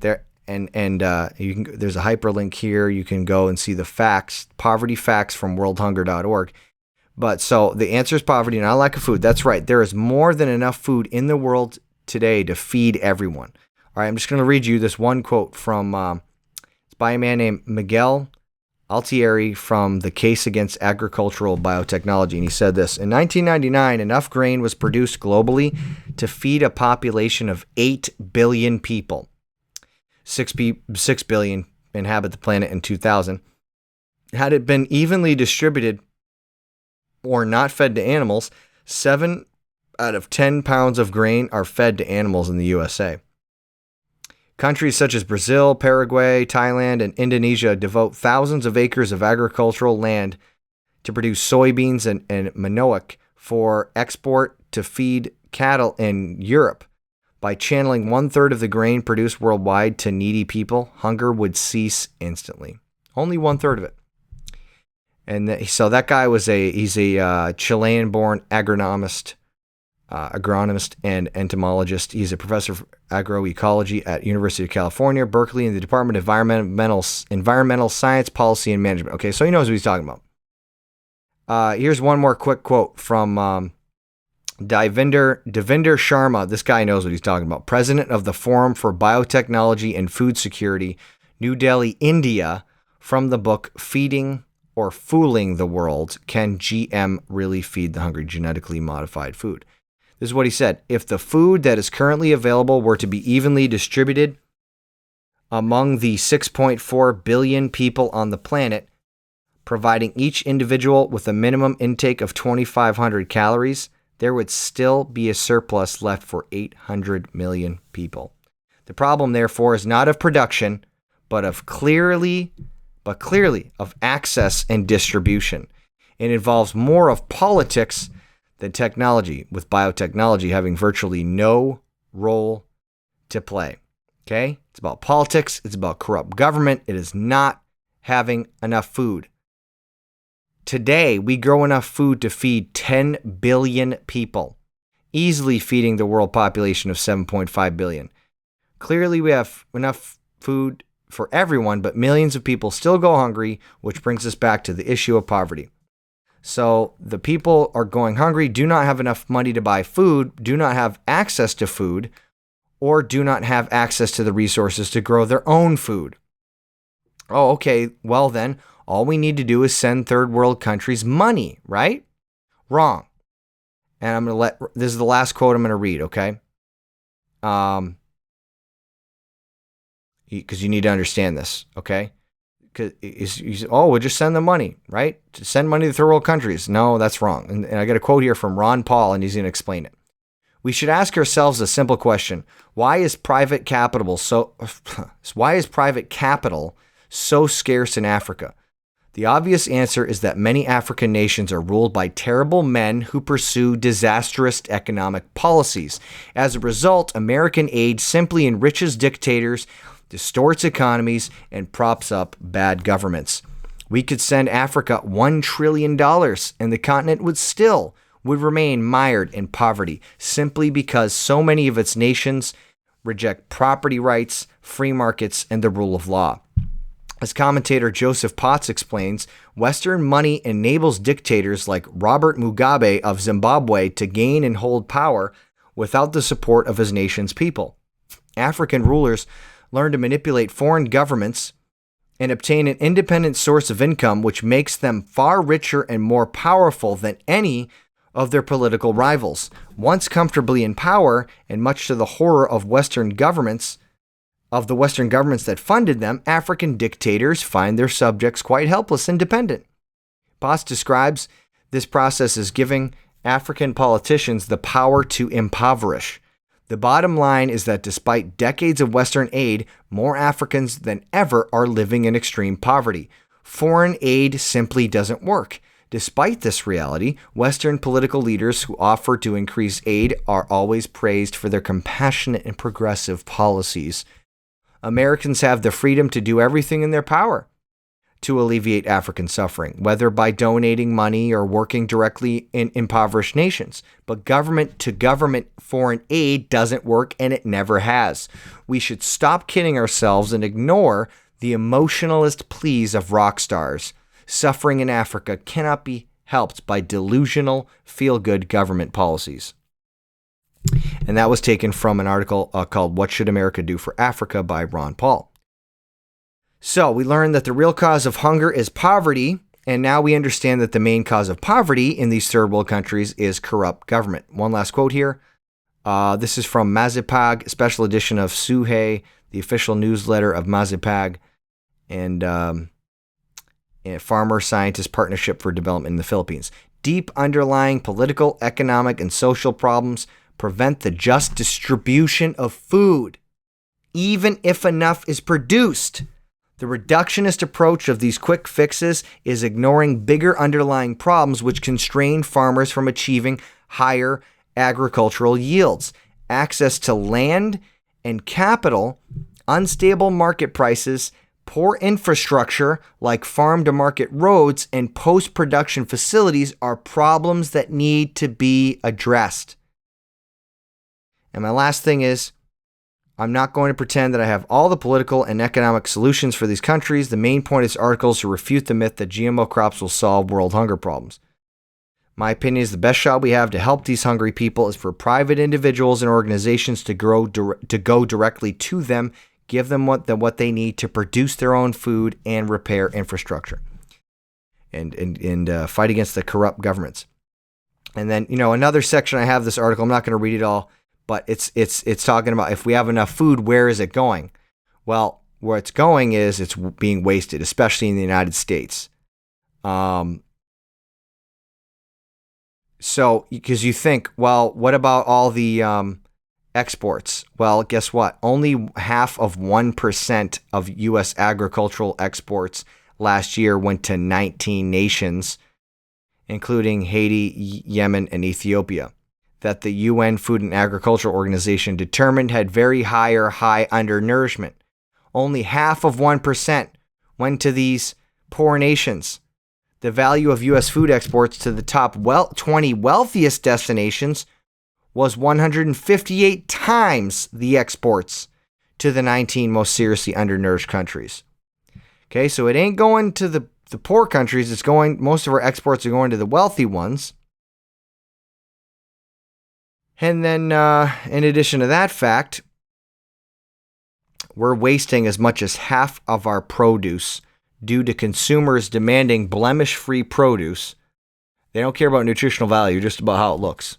This causes farmers to leave as much as 25% of produce in the field and retailers to reject shipments of produce if they find any unsightly marks on the food. These people who come in and they're delivering produce to stores, if they don't like the way that it looks, they'll reject it and they'll just throw it out. The rest of the wasted food simply uneaten, spoiled, leftover food thrown away by consumers. So anyways, just needed to address that part. So yeah, it's not a problem of overpopulation. Okay. It's an absolute lie to say there isn't enough food to feed people because there's too many people. No, the problem is there's plenty of food, there's plenty of resources for people, but the corrupt governments are making it so they can't have access to it, and they're impoverishing them so they don't have enough money to buy it or to grow their own. And that's the real problem. So now we're going to watch some clips from the website overpopulationismyth.com.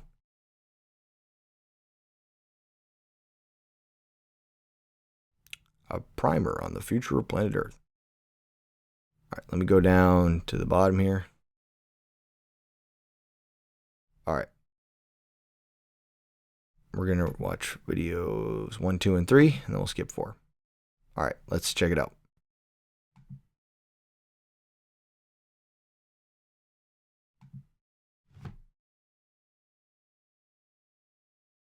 The myth of overpopulation originated in England in 1798, when a vicar named Thomas Malthus, who fancied himself something of a mathematician, saw that food production increased incrementally, but people reproduced exponentially. He sat down and did some simple math, and summarily decided that the world would be out of food by 1890. He blamed reduced mortality rates, and recommended killing off the have-nots of society, lest the haves starve to death. This cry was taken up by Paul Ehrlich of Stanford University in 1968, who claimed that reckless human reproduction had overwhelmed the Earth. Massive famines would result, which would destroy, best-case scenario, 1/5 of humanity by the end of the 70s, and the planet would follow. This fear produced large donations for the newly created UNFPA, which thrives on an imagined crisis that has been both imminent and rescheduled again and again over the past 2 centuries. The truth of the matter is that every family on this planet could have a house with a yard and all live together on a landmass the size of Texas, which is really just a small corner of the planet. The population of Earth will peak in 30 years and then start to go back down. We're not overpopulated. Do the math. Boom. So that's one video refuting that. Let's look at the next one.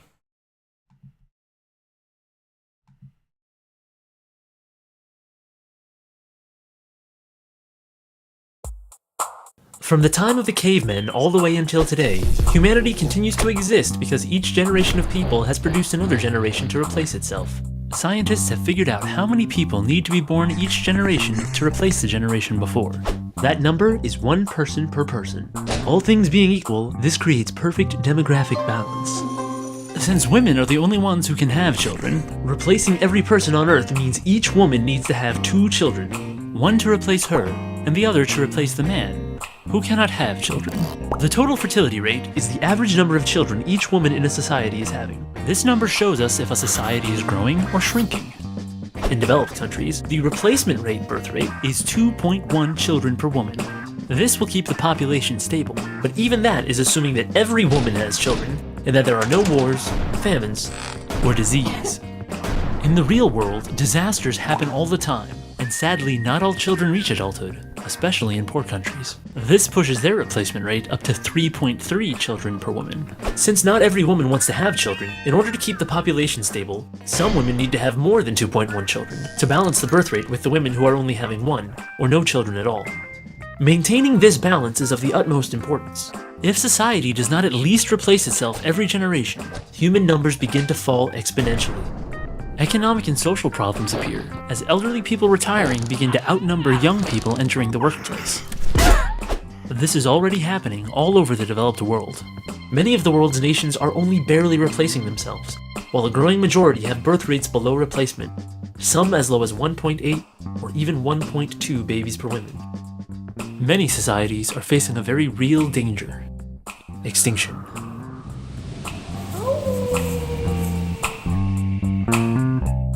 All right, so that's the reality of it. It's not, the population is not exploding and out of control, and it's just going to be crazy. It's that we're actually not replacing ourselves at a fast enough rate. Here's the third video. Food, there's lots of it. Oh, you know what? I already covered that. We don't need to watch that because I already covered that in the article. See here. Skip 4. We'll watch for videos 5 and 6.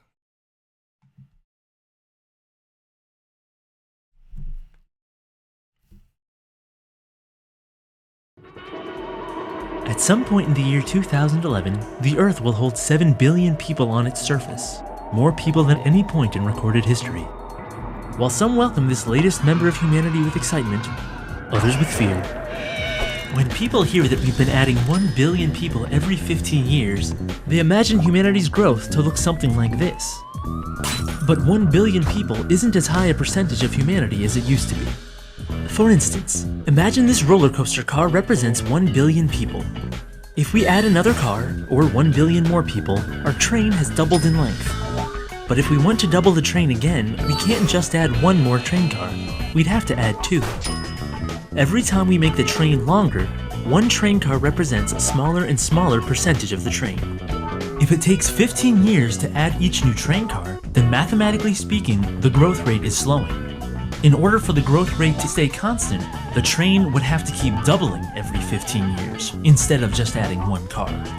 Human population growth is the same way. In 1804, the world's population hit 1 billion. By 1927, that number had doubled. But by 1960, that number had only grown by half. By 1975, it was only growing by a third, and then a fourth, and then a fifth. To see how population growth is slowing down, we look at a number called the global total fertility rate, which is the average number of children each woman is having. And over the last 40 years, that rate has been rapidly falling. According to the UN's current data, the world's population is due to peak in 25 years. After it peaks, it will start to go down. By the end of the century, we'll be losing 1 billion people every 20 years. This year, the world's population will hit 7 billion. In 75 years, we'll be back here again. Think about it. Boom. Yeah, think about it, because a lot of people don't think about it. Here's another one. Ooh, yeah, episode 6, we're going to watch it, right? Yep. Urbanization. This is the last one we'll watch.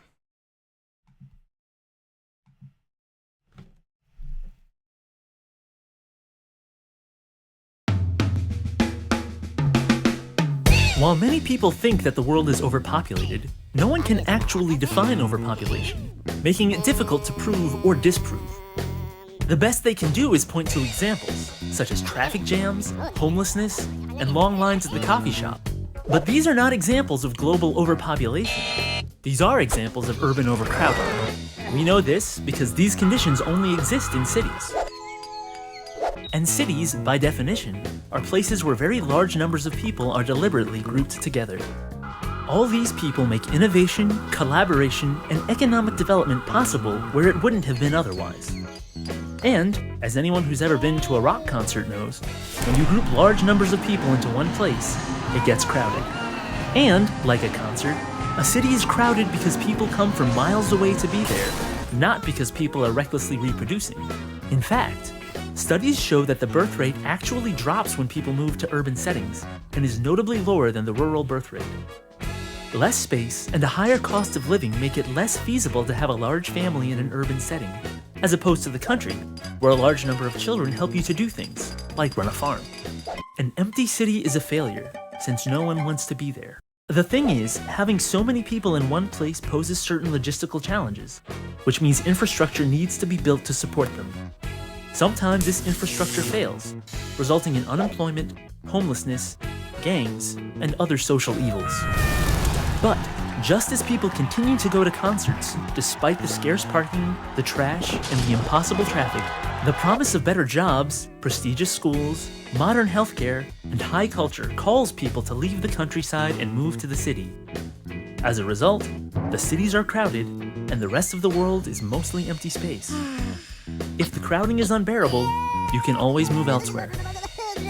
Perhaps Kansas.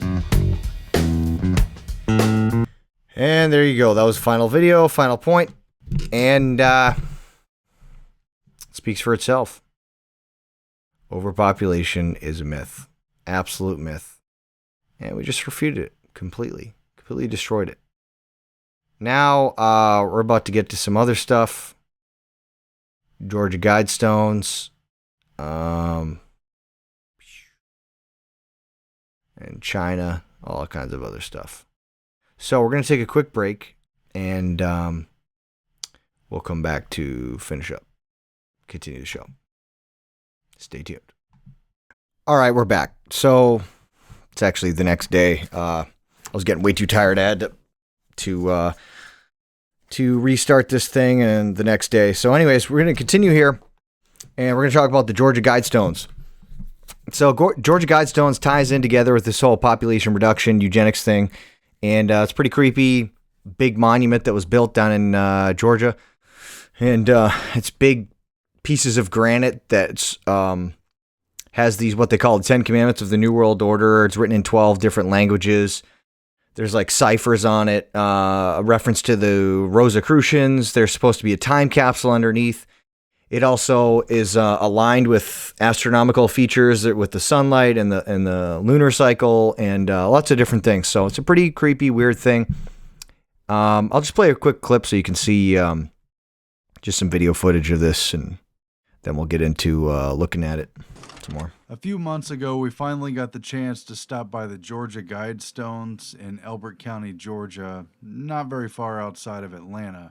It's really not as big as I thought it would be. And even though it wasn't as big as I had imagined it, it was still pretty overwhelming to see in person. After all the new 10 Commandments and the overall message towards population reduction and a new age of reason where humanity is in balance with nature is pretty overwhelming.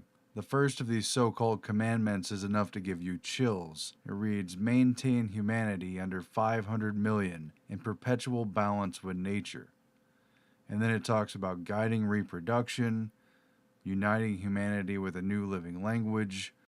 Some of these things on this list have already happened if you really think about it. All right, so I was just showing you a quick video clip about that. Let's get back to the notes here. So, yes, so on the stones, they actually wrote the first commandment, the 10 guides for a new age of reason are as follows. Number 1, maintain humanity under 500 million. Okay, so 500 million.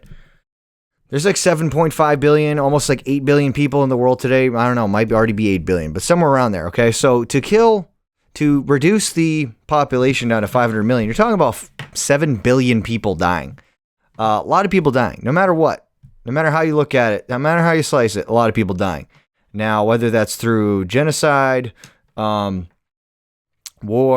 famines, disease especially, who knows what it is, but through forced abortions, all these things that they're talking about, eugenics and sex education, planning, family planning, all that stuff, they want to reduce the population.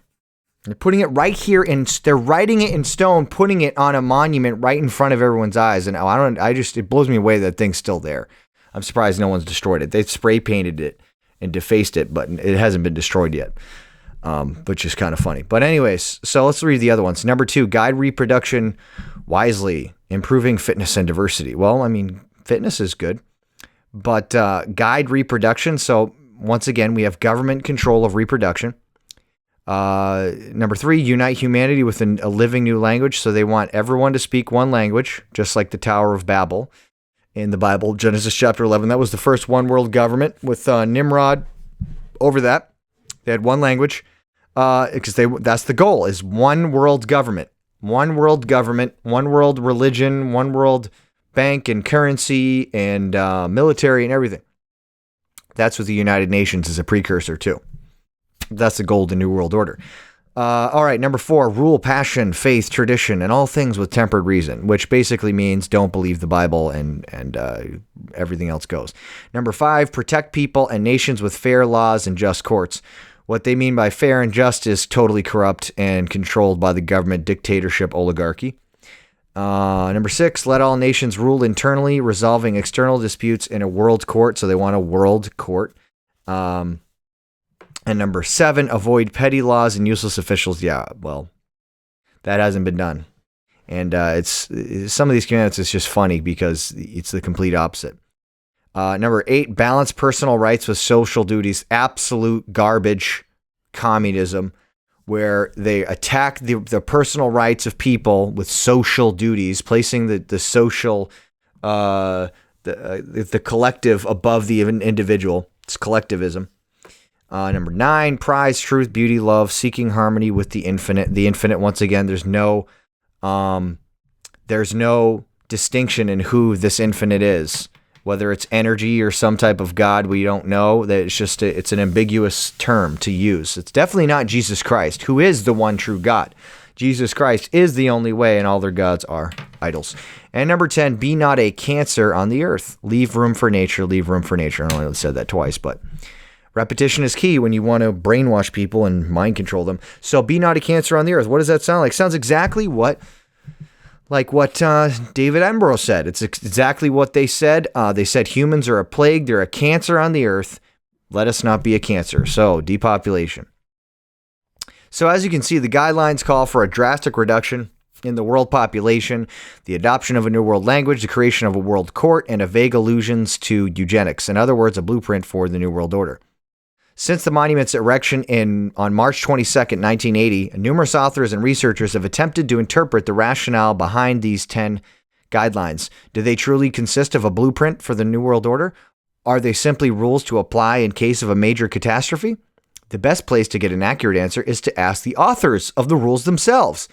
However, since they have chosen to remain anonymous, it is impossible to do so. They did, however, leave an all-important statement, which has been overlooked by nearly all researchers of the Guidestones. This astonishing text, which describes their motives in great detail, can only be found in the Georgia Guidestone Guidebook, a pamphlet produced by the Granite Company, which produced the monument.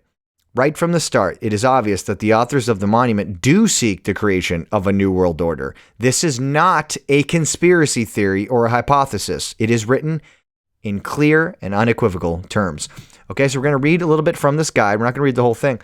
But a lot of people don't know. There was actually a Georgia Guidestone guidebook. Triple G. There's a Georgia Guidestone guidebook. And I think some people have talked about this, but not a lot. And maybe now there's more so now that we have, more resources on YouTube. All right, now let's look at what they say in this guidebook about it. They themselves say about the Guidestones. In 1980, as these stones were being raised, the most pressing world problem was the need to control human numbers. In recent centuries, technology and abundant fuels have made possible a multiplication of humanity far beyond what is prudent or long sustainable. Now we can foresee the impending exhaustion of those energy sources and the depletion of world reserves of many vital raw materials. Absolutely false. We already talked about how the saying there's a scarcity of food is absolutely false, but also peak oil is an absolute scam. Total scam. There are huge reserves of oil, including under the United States, and they're totally untapped. The peak oil thing is a total scam just to, of course, control resources and jack up the prices. Controlling our reproduction is urgently needed. They desperately want to control people's ability to have babies. It will require major changes in our attitudes and customs. Unfortunately, the inertia of human custom can be extreme. This is especially true when those for whom custom is a dominant force are uninformed of the need for change. So what they're saying basically is when you have values, you value human life, you follow the Bible, that those people are extreme and they need to have their minds changed. Nearly every nation is now overpopulated in terms of a perpetual balance with nature. We are like a fleet of overcrowded lifeboats confronted with an approaching tempest. In the United States of America, we are seriously overtaxing our resources to maintain our present population in the existing state of prosperity. We are destroying our farmland, and we have grown dangerously dependent on external sources for oil, metals, and other non-renewable sources. Nations such as Japan, Holland, and Haiti are even more seriously overpopulated and therefore in greater jeopardy. Now look at this. Listen to these statements that I underlined or I made bold. In these circumstances, reproduction is no longer exclusively a personal matter. Oh, now we see what the agenda is. Reproduction is no longer a personal matter. Isn't that exactly what the group Population Matters said? Yeah, it's exactly what it said. They said that thing, the group which David Attenborough is a member, said that people have to stop thinking that reproduction and having children is a personal decision. They're saying, no, it's not just a personal decision. It's a decision with society and the government. And the Georgia Guidestones, which say maintain humanity under 500 million, say the same exact thing as David Attenborough's group. Reproduction is no longer exclusively a personal matter. Society must have a voice and some power of direction in regulating this vital function. Society must have a voice in if you can have children or not. The wishes of human couples are important, but not paramount. Can you believe this garbage? It just makes me mad, dude. Wow. The interest of present society and the welfare of future generations must be given increasing consideration as we develop mechanisms to bring rational control to our childbearing. Irresponsible childbearing must be discouraged by legal and social pressures, both legal and social. What would be a legal discouragement to childbearing? Couples who cannot provide a decent income and support for a child should not produce children to be a burden for their neighbors. Bringing unneeded children into an overcrowded lifeboat is evil. It is unjust to those children. It is harmful for the other occupants and all living things. Society should not encourage or subsidize such behavior. And the Bible doesn't say to do that. It doesn't say go fornicate and produce and then have children and then not take care of them. No, it says you marry a husband and a wife, has children. The father works hard and he's supposed to he's supposed to provide for his family and take care of his children. Okay? That's what the Bible says. So I'm not sure why they would say we need to change customs when it comes to Christianity, because we're not the ones saying that we should not take care of children. It's the people that are fornicating out there who are not taking responsibility for their children. But of course, you're not going to say anything about the fornication because you just want people to fornicate and have abortions. Knowledge and techniques for regulating human production. Knowledge and techniques for regulating human production reproduction are now in existence. Moral and political leaders throughout the world have a grave responsibility to make this knowledge and these techniques generally available. Really? What are these techniques for regulating human reproduction? Birth control, abortion, all the types of things that they keep pushing on you. What's it for? Population reduction. Especially of the poor, the mentally, those that are lower IQ, and those of what they deem to be lower races like black people. This could be done with a fraction of the funds which the world now devotes to military purpose. In the long run, diverting funds into this channel could do more than anything else to reduce the tensions which lead to war. A diverse and prosperous world population in perpetual balance with global resources will be the cornerstone for a rational world order. Rational world order, new world order. People of good will in all nations must work to establish that balance. So you can go read from those notes from the Georgia Guidestone Guidebook. If you go to vigilancecitizen.com and then you go to the sinister sites, the Georgia Guidestones, and you'll be able to read that there. Now, so clearly they built this for the purpose of spreading their message of population reduction, and they're encouraging it. And they always speak of it in these nice, beautiful terms. We're perpetual balance with nature and we're helping humanity and blah, blah, blah, blah. It makes it sound good, but you're talking about killing people. You're talking about taking away people's rights to have kids, taking away their ability to do what they want with their own bodies, with their own children, and you're talking about killing people and sterilizing them, giving them drugs, whatever it is. It's sickening. And so And that's one of the other things with this is in order for them to be able to control reproduction, they need for people to want to give more of their rights and their freedoms away to the government. Take away my rights, take away my responsibilities as a parent, and then the government gets to decide if I can have children or not. That's what they want. So it's always about giving the government more control. That's why they push these things that you would vote for politicians and that believe in more control for the government so they can control if you can reproduce. It's amazing. It's so funny, though, because the feminists that talk about my body, my choice, they're fighting to have the right to kill their babies and not have children, when the reality is they want to take away the right for people really to have kids at all. That's really taking the rights away from a woman's body, saying you can't have a kid. That's insane. So, all right, let's continue on here. We got to get this done. A columnist on the Times, Melanie Reid. This is over in UK. The Times in the UK.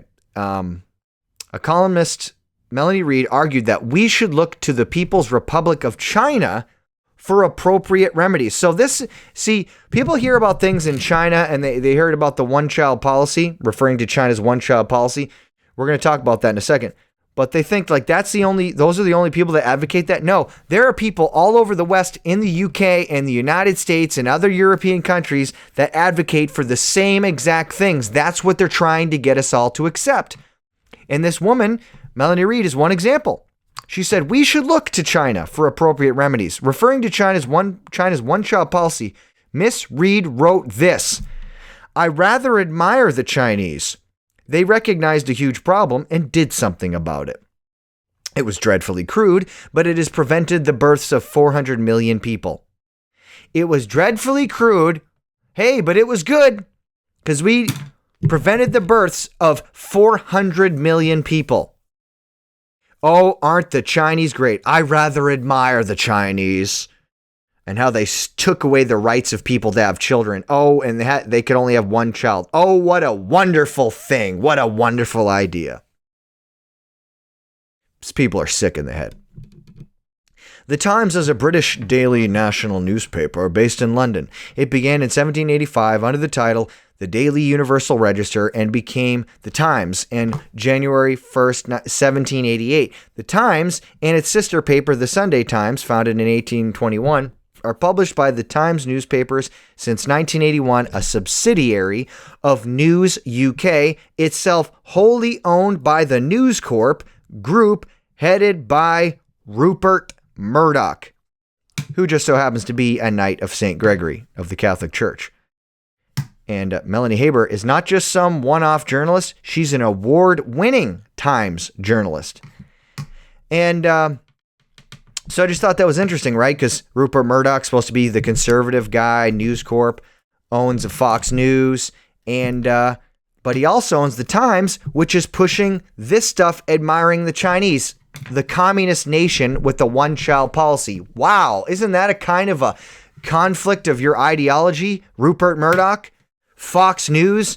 Hey, Fox, do you support the one-child policy of the communist nation of China? Well, the Times, this reporter from the Times does. And they had no problem with this lady reporting it and making this statement. And so let's continue here. As that great student of communist China, Jonathan Mirsky retorted, the male-female birth rate in China now is between 115 and 118 males to 100 women. The results? Rape, abduction of females for brides, and female infanticide. Why would anyone admire this, crude or not? Why would anyone admire rape, abduction of females for brides, and female infanticide, killing female babies? That is disgusting.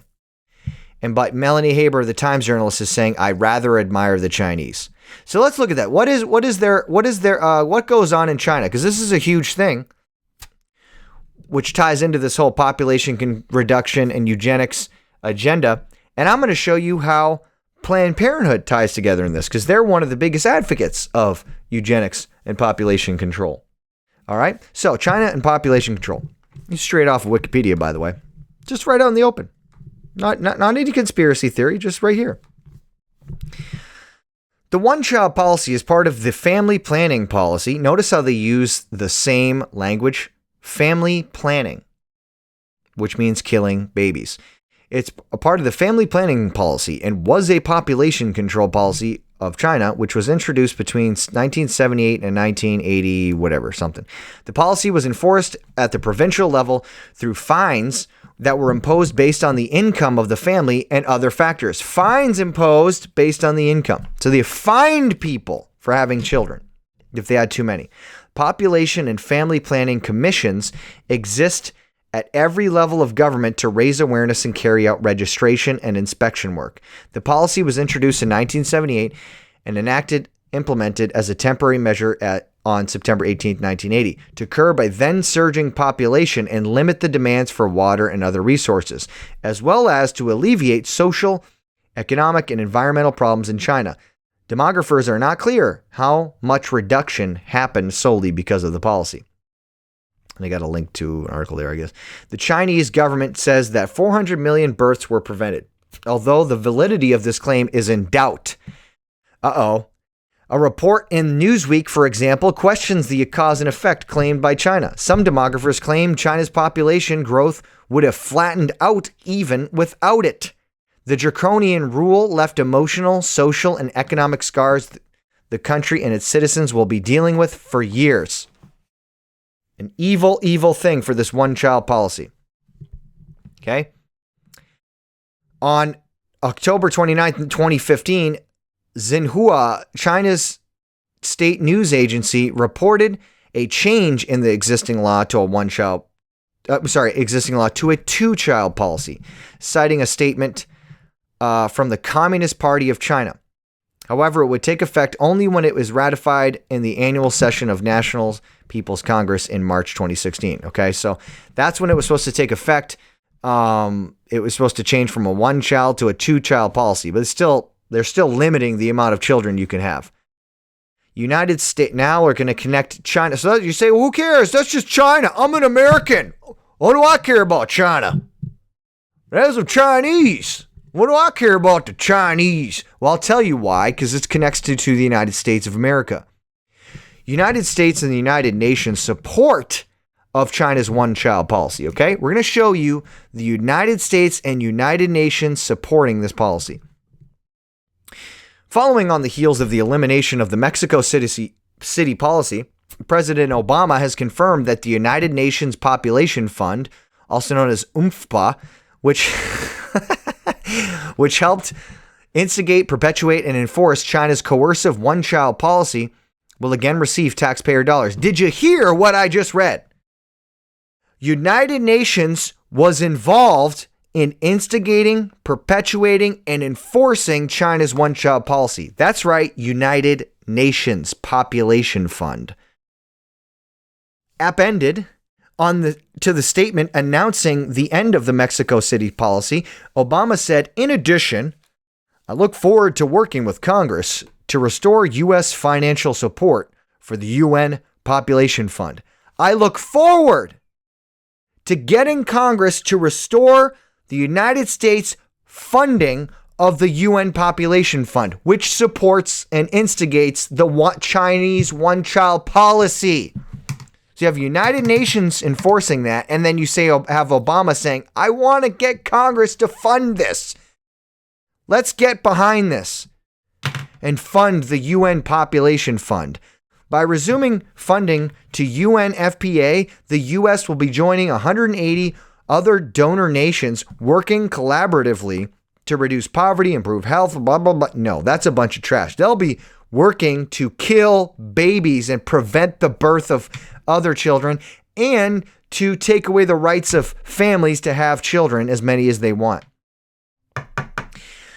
So they're going to be working with this, blah, blah, blah, prevent AIDS and provide family planning assistance to women in 154 countries. The move came as no surprise as Obama has spoken out in favor of UNFPA funding in the past.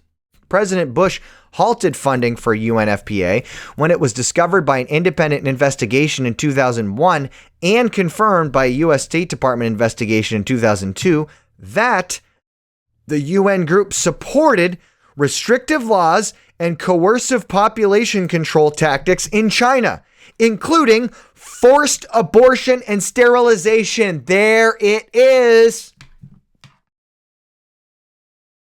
It was discovered that they were doing forced abortion and sterilization in China, and the United Nations was supporting it. And then Obama says, oh, I support that group, the UNFPA. Let's get Congress to give them some more money. Let's get back involved with them. After it was discovered they were involved in forced abortion and sterilization. So what does that tell you about Obama? He's all about the eugenics and the population reduction.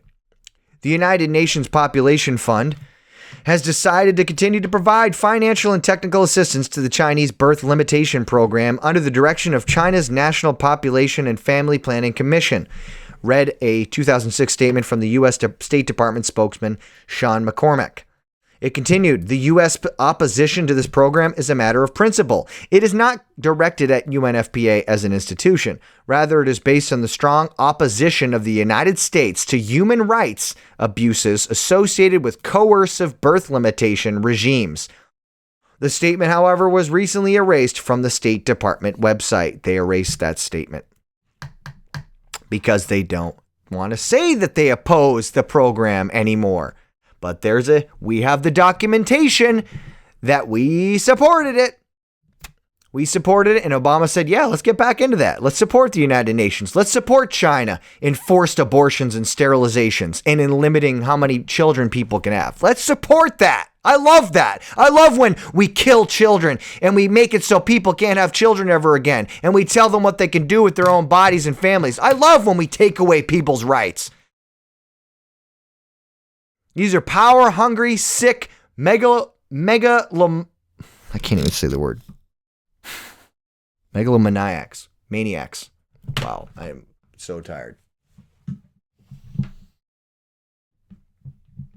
Megalomaniacal. Boom, I just nailed it.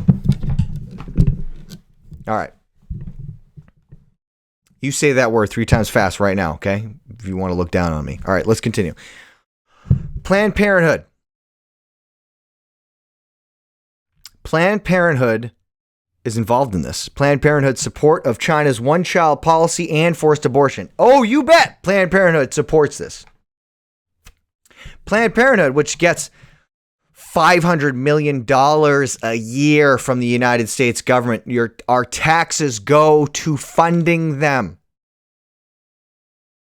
As Republican-controlled House considered a successful measure to eliminate UNFPA's $39 million budget, Planned Parenthood issued a press release claiming that the bill would harm women around the world. They always say that. Planned Parenthood are some of the biggest liars in the world. They claim that they're champions for women. They're all about women's rights and empowering women. They are all about hurting women. We're not the ones that want to harm women. You are. And so they want to eliminate the UNFPA's budget back then. And Planned Parenthood was against that. Why would Planned Parenthood be against eliminating funding to the UNFPA, which is helping fund China's one-child policy and forced abortions? UNFPA also donated $1.6 million to International Planned Parenthood Federation in 2010. Planned Parenthood is IPPF's U.S. member association. The organization has not announced plans to return the money nor to withdraw from UNFPA. Planned Parenthood official Norman Fleischman, in a letter to the Napa Valley Register, commended Beijing's one-child policy. Okay, so a Planned Parenthood official directly commended the one-child policy in China, stating, in calling for the same in the United States. They said this, quote, China's one-child policy is a start.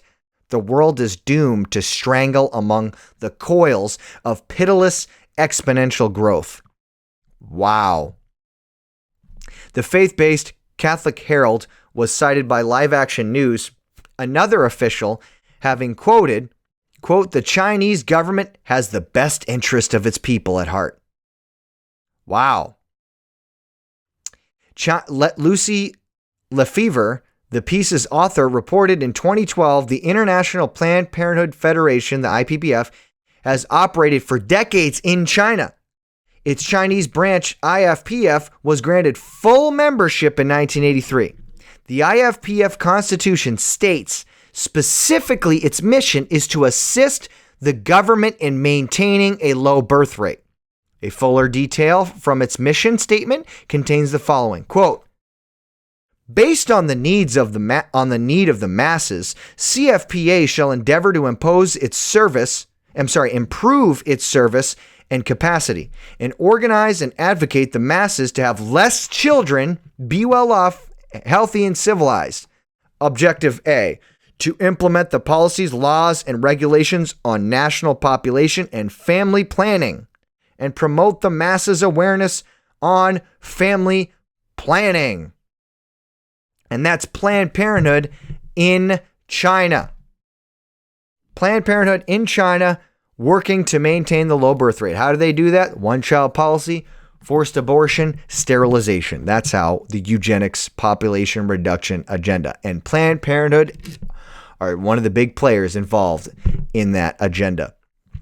All right, now we're going to move on here to another subject. We're getting close to the end here.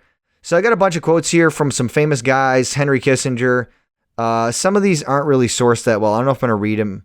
You know, these quotes are online that he said world population needs to be decreased by 50%. I couldn't find the sources. Depopulation should be the highest priority of foreign policy towards third world. I couldn't find the sources for those, so these quotes are kind of spurious. If you can find the sources, I'd appreciate that. Let's look at the next one. We do have sources for this. Prince Philip. Once again, he compares humans to a plague.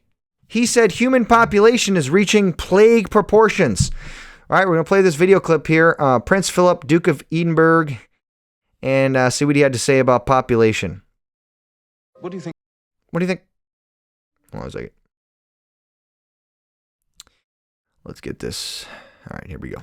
Think of the most serious issues faced by conservationists and World Wildlife Fund over the next 20 years or so?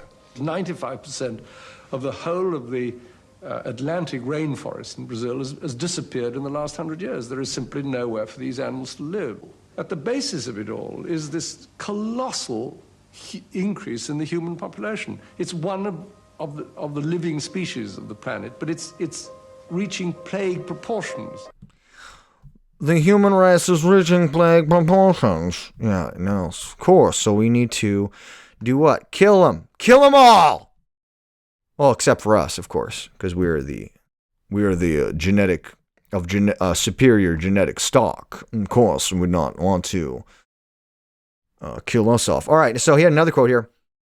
Prince Philip said in 1988, reported by the Deutsche Press Agentur, "In the event that I am reincarnated, I would like to return as a deadly virus in order to contribute something to solve overpopulation."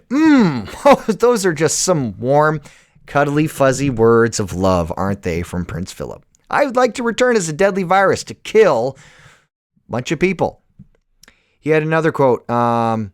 Human population growth is probably the single most serious long-term threat to survival. We're in for a major disaster if it isn't curbed, not just for the natural world, but for the human world. The more people there are, the more resources they'll consume, the more pollution they'll create, the more fighting they will do. We have no option. If it isn't controlled voluntarily, it will be controlled involuntarily by an increase in disease, starvation, and war. Wow. There you go. Prince Philip in People Magazine, 1981. All right, and you read the other one on your own, okay? We're going to play another clip. Ted Turner, owner of CNN. He said population needs to be reduced and should only be allowed to have one or two children for like the next 100 years or something like that. That's what he said. There's a We Are Change confronted him, and he said some of the stuff. The clip was, I think it was taken down, so I had to find one and had like Spanish subtitles. Senor Turner. That's what it says at the bottom. All right. Let's see here. This thing is being weird. Mr. Turner. All right, sorry. Come on. Confrontan al fundador de CNN, Ted Turner. Man, I don't know what the deal is. Hey, Mr. Kissinger. Oh, what? We're not talking about Henry Kissinger? Mr. Turner. All right, here we go. All right, we got it. Sorry about that.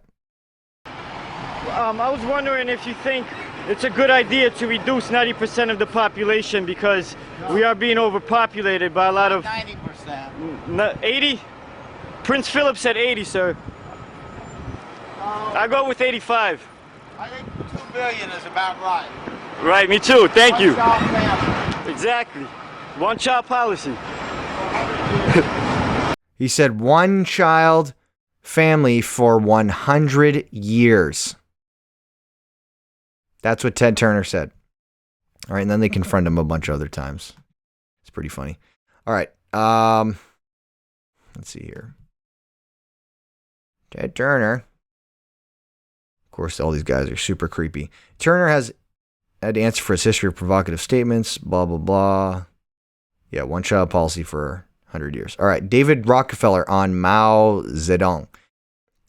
David Rockefeller said this in the New York Times, 1973. Whatever the price of the Chinese Revolution, it has obviously succeeded.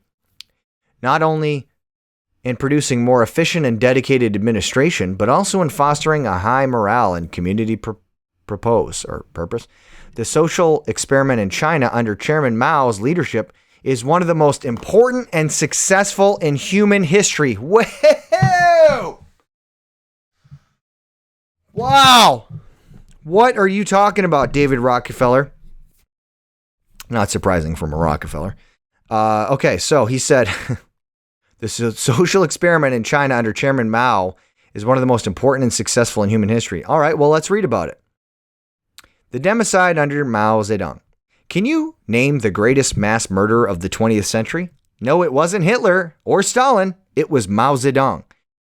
According to the authoritative Black Book of Communism, an estimated 65 million Chinese died as a result of Mao's repeated, merciless attempts to create a new socialist China. Anyone who got in his way was done away with by execution, imprisonment, or forced famine. For Mao, the number one enemy was the intellectual. The so-called great helmsman reveled in his bloodletting, boasting, "What's so unusual about Emperor Shi Huang of the China dynasty? He had buried alive 460 scholars only, but we have buried alive 46,000 scholars." Mao was referring to a major accomplishment of the Great Cultural Revolution, which from 1966 to 1976 transformed China into a great house of fear. The most inhumane example of Mao's contempt for human life came when he ordered the collectivization of China's agriculture under the ironic slogan, "The Great Leap Forward." A deadly combination of lies about grain production, disastrous farming methods, for instance, profitable tea plantations, for example, were turned into rice fields, and misdistribution of food produced the worst famine in human history, killed a lot of people. Deaths from hunger reached more than 50% in some Chinese villages, and the total number of dead from 1959 to 1961 was between 30 and 40 million people, the population of California. And then rounding up his enemies, only 5 years later, when he sensed that revolutionary fervor in China was waning, Mao proclaimed the Cultural Revolution. Gangs of Red Guards, young men and women between 14 and 21, roamed the cities targeting revisionists and other enemies of the state, especially teachers. Professors were dressed in grotesque clothes and dunce caps, their faces smeared with ink. They were then forced to get down on all fours and bark like dogs. Some were beaten to death, some even eaten, all for the promulgation of Maoism.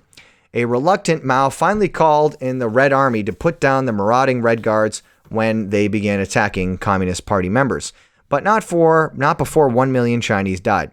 All the while, Mao kept expanding the Laogai, a system of 1,000 forced labor camps throughout China. Harry Wu, who spent 19 years in labor camps, has estimated that from the 1950s through the 1980s, 50 million Chinese passed through the Chinese version of the Soviet Gulag. 20 million died as a result of the primitive living conditions and 14-hour workdays. Such calculated cruelty exemplified his Al Capone philosophy: political power grows out of the barrel of a gun. And yet Mao Zedong remains the most honored figure in the Chinese Communist Party. At one end of historic Tiananmen Square is Mao's mausoleum, visited daily by large, respectful crowds. At the other end of the square is a giant portrait of Mao above the entrance to the Forbidden City, the favorite site of visitors, Chinese and foreign. So, Mao was an evil, evil, evil man, had millions of people killed under his regime, and David Rockefeller says he's one of the most successful and important leadership. His social experiment under his leadership was great. One of the most successful in history. Thank you, David Rockefeller. And a lot of these guys praise this guy communist. Now we have full-blown people like Antifa just coming out with the hammer and sickle, full-blown supporters of communism. And they like Stalin. They like Mao. They praise him. They praise these guys. Mao Zedong was a Marxist-Leninist. Okay, this was all an outgrowth of his communist philosophy.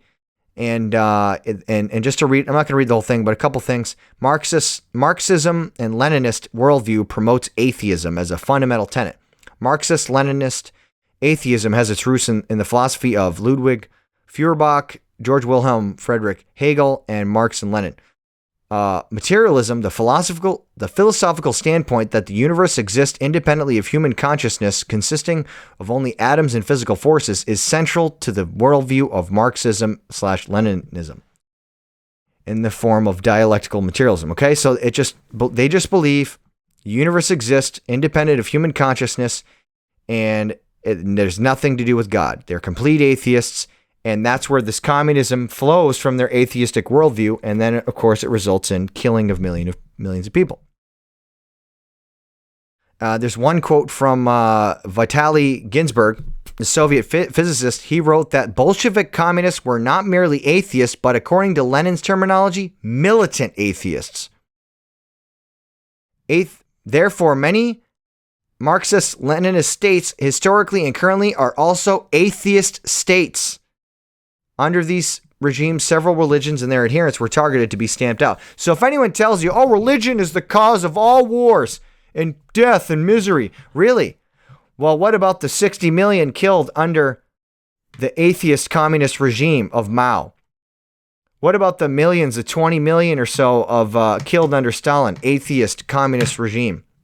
Yeah, that had nothing to do with religion. Dialectical materialism. Okay, so just go through that. It just lies in the fact that the concept of evolution of the natural world and the emergence of new qualities of being at new stages of evolution. Okay, they believe in evolution.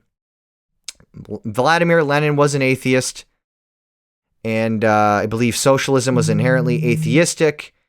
Okay, and then Karl Marx rejected religion as well. He wrote the Communist Manifesto. In his rejection of all religious thought, Marx considered the contributions of religion over the centuries to be unimportant and irrelevant for the future of humanity. The autonomy of humanity from the realm of supernatural forces was considered by Marx as an axiomatic ontological truth that had been developed since ancient times, and he considered it to have an even more respectable tradition than Christianity. He argued that, we're right at the end of this teaching, by the way, so hold on. He argued that, I'm just going to read these last two things. He argued that religious belief had been invented as a reaction against the suffering and injustice of the world. In Marx's view, the poor and oppressed were the original creators of religion, and they used it as a way to reassure themselves that they would have a better life in the future after death. Thus, it serves as a kind of opium. So you ever hear people say religion is the opiate of the masses? Well, that comes from Karl Marx. It serves as a kind of opium or a way to escape the harsh realities of the world. So this is a quote from Karl Marx. Religious suffering is at one and the same time the expression of real suffering and a protest against real suffering. Religion is the sigh of the oppressed creature, the heart of a heartless world, and the soul of a soulless conditions. It is the opium of the people. Okay, so he is absolutely against God, 100%, and that's, so once again, like I said, why did I put that in there? Because I'm showing you. David Attenborough, Karl Marx, all these people, They all reject God. They hate God, right? And then from there flows their other philosophies of communism, of population reduction, of genocide, of democide, of all these different things, forced abortions, eugenics. It all flows from their belief, their rejection of God, their belief in atheism and evolution. That is where flows out all these evil fruits, especially the eugenics. Okay, and we can clearly see that communism plays a big role in eugenics and population reduction, because you need a powerful government to implement family planning policies, forced abortions, sterilizations. You need to give the government that power, because one of the planks of communism is abolition of private property, taking away the rights of the individual and giving it to the government, to the rights of the collective, and they're the ones that make the decision, and you have to submit to it. All right, and that's how they do it. So the last thing that I have to say is a Bible verse, which is in Proverbs 8, verse 36, which says this: "But he that sinneth against me is God. He that sinneth against me wrongeth his own soul. All they that hate me love death." All right, and that just sums up the whole thing, okay? It sums up the whole teaching, all the information that we looked at. All they that hate me love death. Everyone that hates God loves death. They love eugenics, the killing of babies and other people through their communist governments. They love death.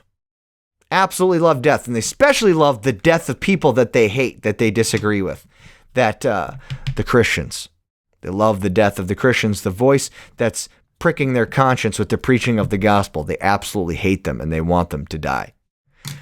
But I hope this teaching was a blessing to you, and it opened your eyes to a lot of things, because, I know we covered a lot of subjects, but it's important. And believe it or not, we just kind of skimmed the surface of each one. We just did a quick review. So just to tie it all together, we have David Attenborough saying humans are a cancer, they're a plague, and the reason, and he belongs to the group Population Matters. They're influenced by Thomas Malthus, the Malthusian League, Andy Besant. Thomas Malthus believed in killing poor people by intentionally infecting them with disease and putting them in conditions in cities to where they would die. We tied that together, and the United Nations is involved in population reduction in China, Planned Parenthood, United States. They're all involved in population reduction and eugenics. And the Georgia Guidestones outlines their agenda as well, reducing the population. It's one of the biggest agendas that's just right out in the open. It's right in your face. They want to kill a lot of people. David Attenborough wants to kill a lot of people. David Rockefeller, Ted Turner, Prince Philip, they all want people dead. Do you get it? That's what they want. They want lots of people to die. And we need to expose that, speak against it, and to show that overpopulation is a myth, and God has commanded us to be fruitful and multiply, replenish the earth. As you saw in the videos about overpopulation, because there's some people that aren't even having children, we need to have enough children to replace the children that aren't being had by people who can have children, who aren't having children. 2 children isn't enough to replace all the other children. And then plus all the other people that die through wars and famine and all these other things. 2 children per family isn't enough to replace the population, period. That's the fact. All right? So you need to understand that, and don't feel guilty, and don't let people make you feel guilty if you have more than 2 kids. That's wicked. Satan is the one that wants to lie, steal, kill, and destroy. Wants to kill and destroy. But, God tells that happy is the man that has his quiver full of arrows of children. Children are a heritage of the Lord. They're a blessing. They're not a burden. Stop treating children like they're a burden. They're not a burden. Work hard, get a job, get more knowledge and skills to get paid more money, and provide for your family, provide for your children, and that's good. That's a good thing. Don't let people guilt trip you into that. And stop encouraging teenagers to be left alone and fornicate. That's producing teenage pregnancies and then kids that aren't even being taken care of. Yes, we should be against that. We should be against sex education of little children. They shouldn't be exposed to that junk and have their minds perverted. We don't need that. We don't need to encourage and shoving and brainwashing our kids with evolution that's making them have this worldview that it's okay to kill off the unfit. And stop putting Planned Parenthood in poor neighborhoods and black neighborhoods. By the way, that's a whole other thing. We can show the quotes of Margaret Sanger saying that black people are weeds and they need to be killed. That's why they put Planned Parenthoods in black neighborhoods. That's systemic racism. You want to talk about systemic racism? Planned Parenthood is systemic racism. All right, there's a documentary about that called Mafia 21. You can look that one up. All right, so there's lots of things. These are all the things I'm telling you about what we can do about this. Expose it. Don't fall for their agenda. It's not bad to have children, to have families. Watch what your teenagers are doing and all that type of stuff. And then another thing is, too, watch your immune system. Okay? It's not going to help your immune system by eating a bunch of junk food.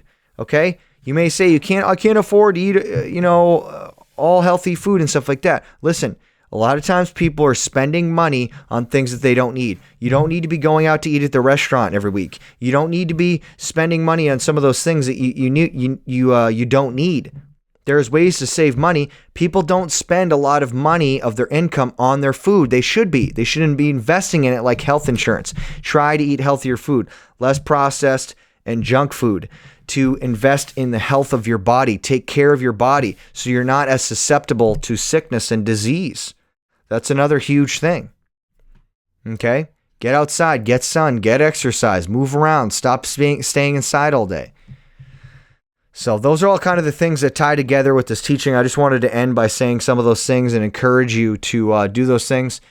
But above all, I want to encourage you, if you're not saved, repent of your life of sin and put your faith in the Lord Jesus Christ. If you've ever had an abortion, it doesn't matter what you've done. You can be forgiven. You can be reconciled to God. He can forgive you and wash you clean with the blood of the Lord Jesus Christ. But you must repent of it. Be sorry for it. Hate that sin. Turn from it. Turn your back on it. Say, I don't want that anymore. I don't want that life. And then turn to Jesus Christ. Say, I want you. I want the Lord. I want to serve you. And you put your faith in him. He died for your sin. He took the punishment that you deserve, and you'll be born again. You'll be supernaturally transformed. He'll give you a new heart that no longer will hate God, no longer love death, but will love Jesus Christ. Then you'll want to love him and keep his commandments. Jesus said, if you love me, keep my commandments. Right now, if you're lost, you won't have a love for keeping his commandments because your heart is naturally against him. The Bible says the heart is deceitful above all things and desperately wicked. Who can know it? The carnal mind is enmity against God. It's in a perpetual state of war and opposition against God. You need to have your mind, your heart transformed, and then you'll want to obey him. You'll want righteousness. You need to be born. You must be born again, the Bible says, okay? That's what I want for you. I don't want you to go to hell. I don't want you to suffer the wrath of God. I want you to flee from the wrath to come. Everyone here, doesn't matter who it is. These people I talked about in the teaching, David Attenborough, I want him to repent, believe the gospel, and be saved. We should even have compassion for these people and want them to be saved because I deserve hell just as much as they do. All right. So that's it for today. Thank you for watching. Thank you for sticking with me for a long teaching. We'll have some coming in the future. We'll be doing more of these long shows. Some of these topics like this. We're going to be talking about psychology in the future, exposing some of the stuff with that. Maybe we'll talk about Ouija boards, some other types of things. But thank you. Please like, share, subscribe, comment, leave some comments, and it all helps out. Thank you. Appreciate it. God bless you. Have a good night.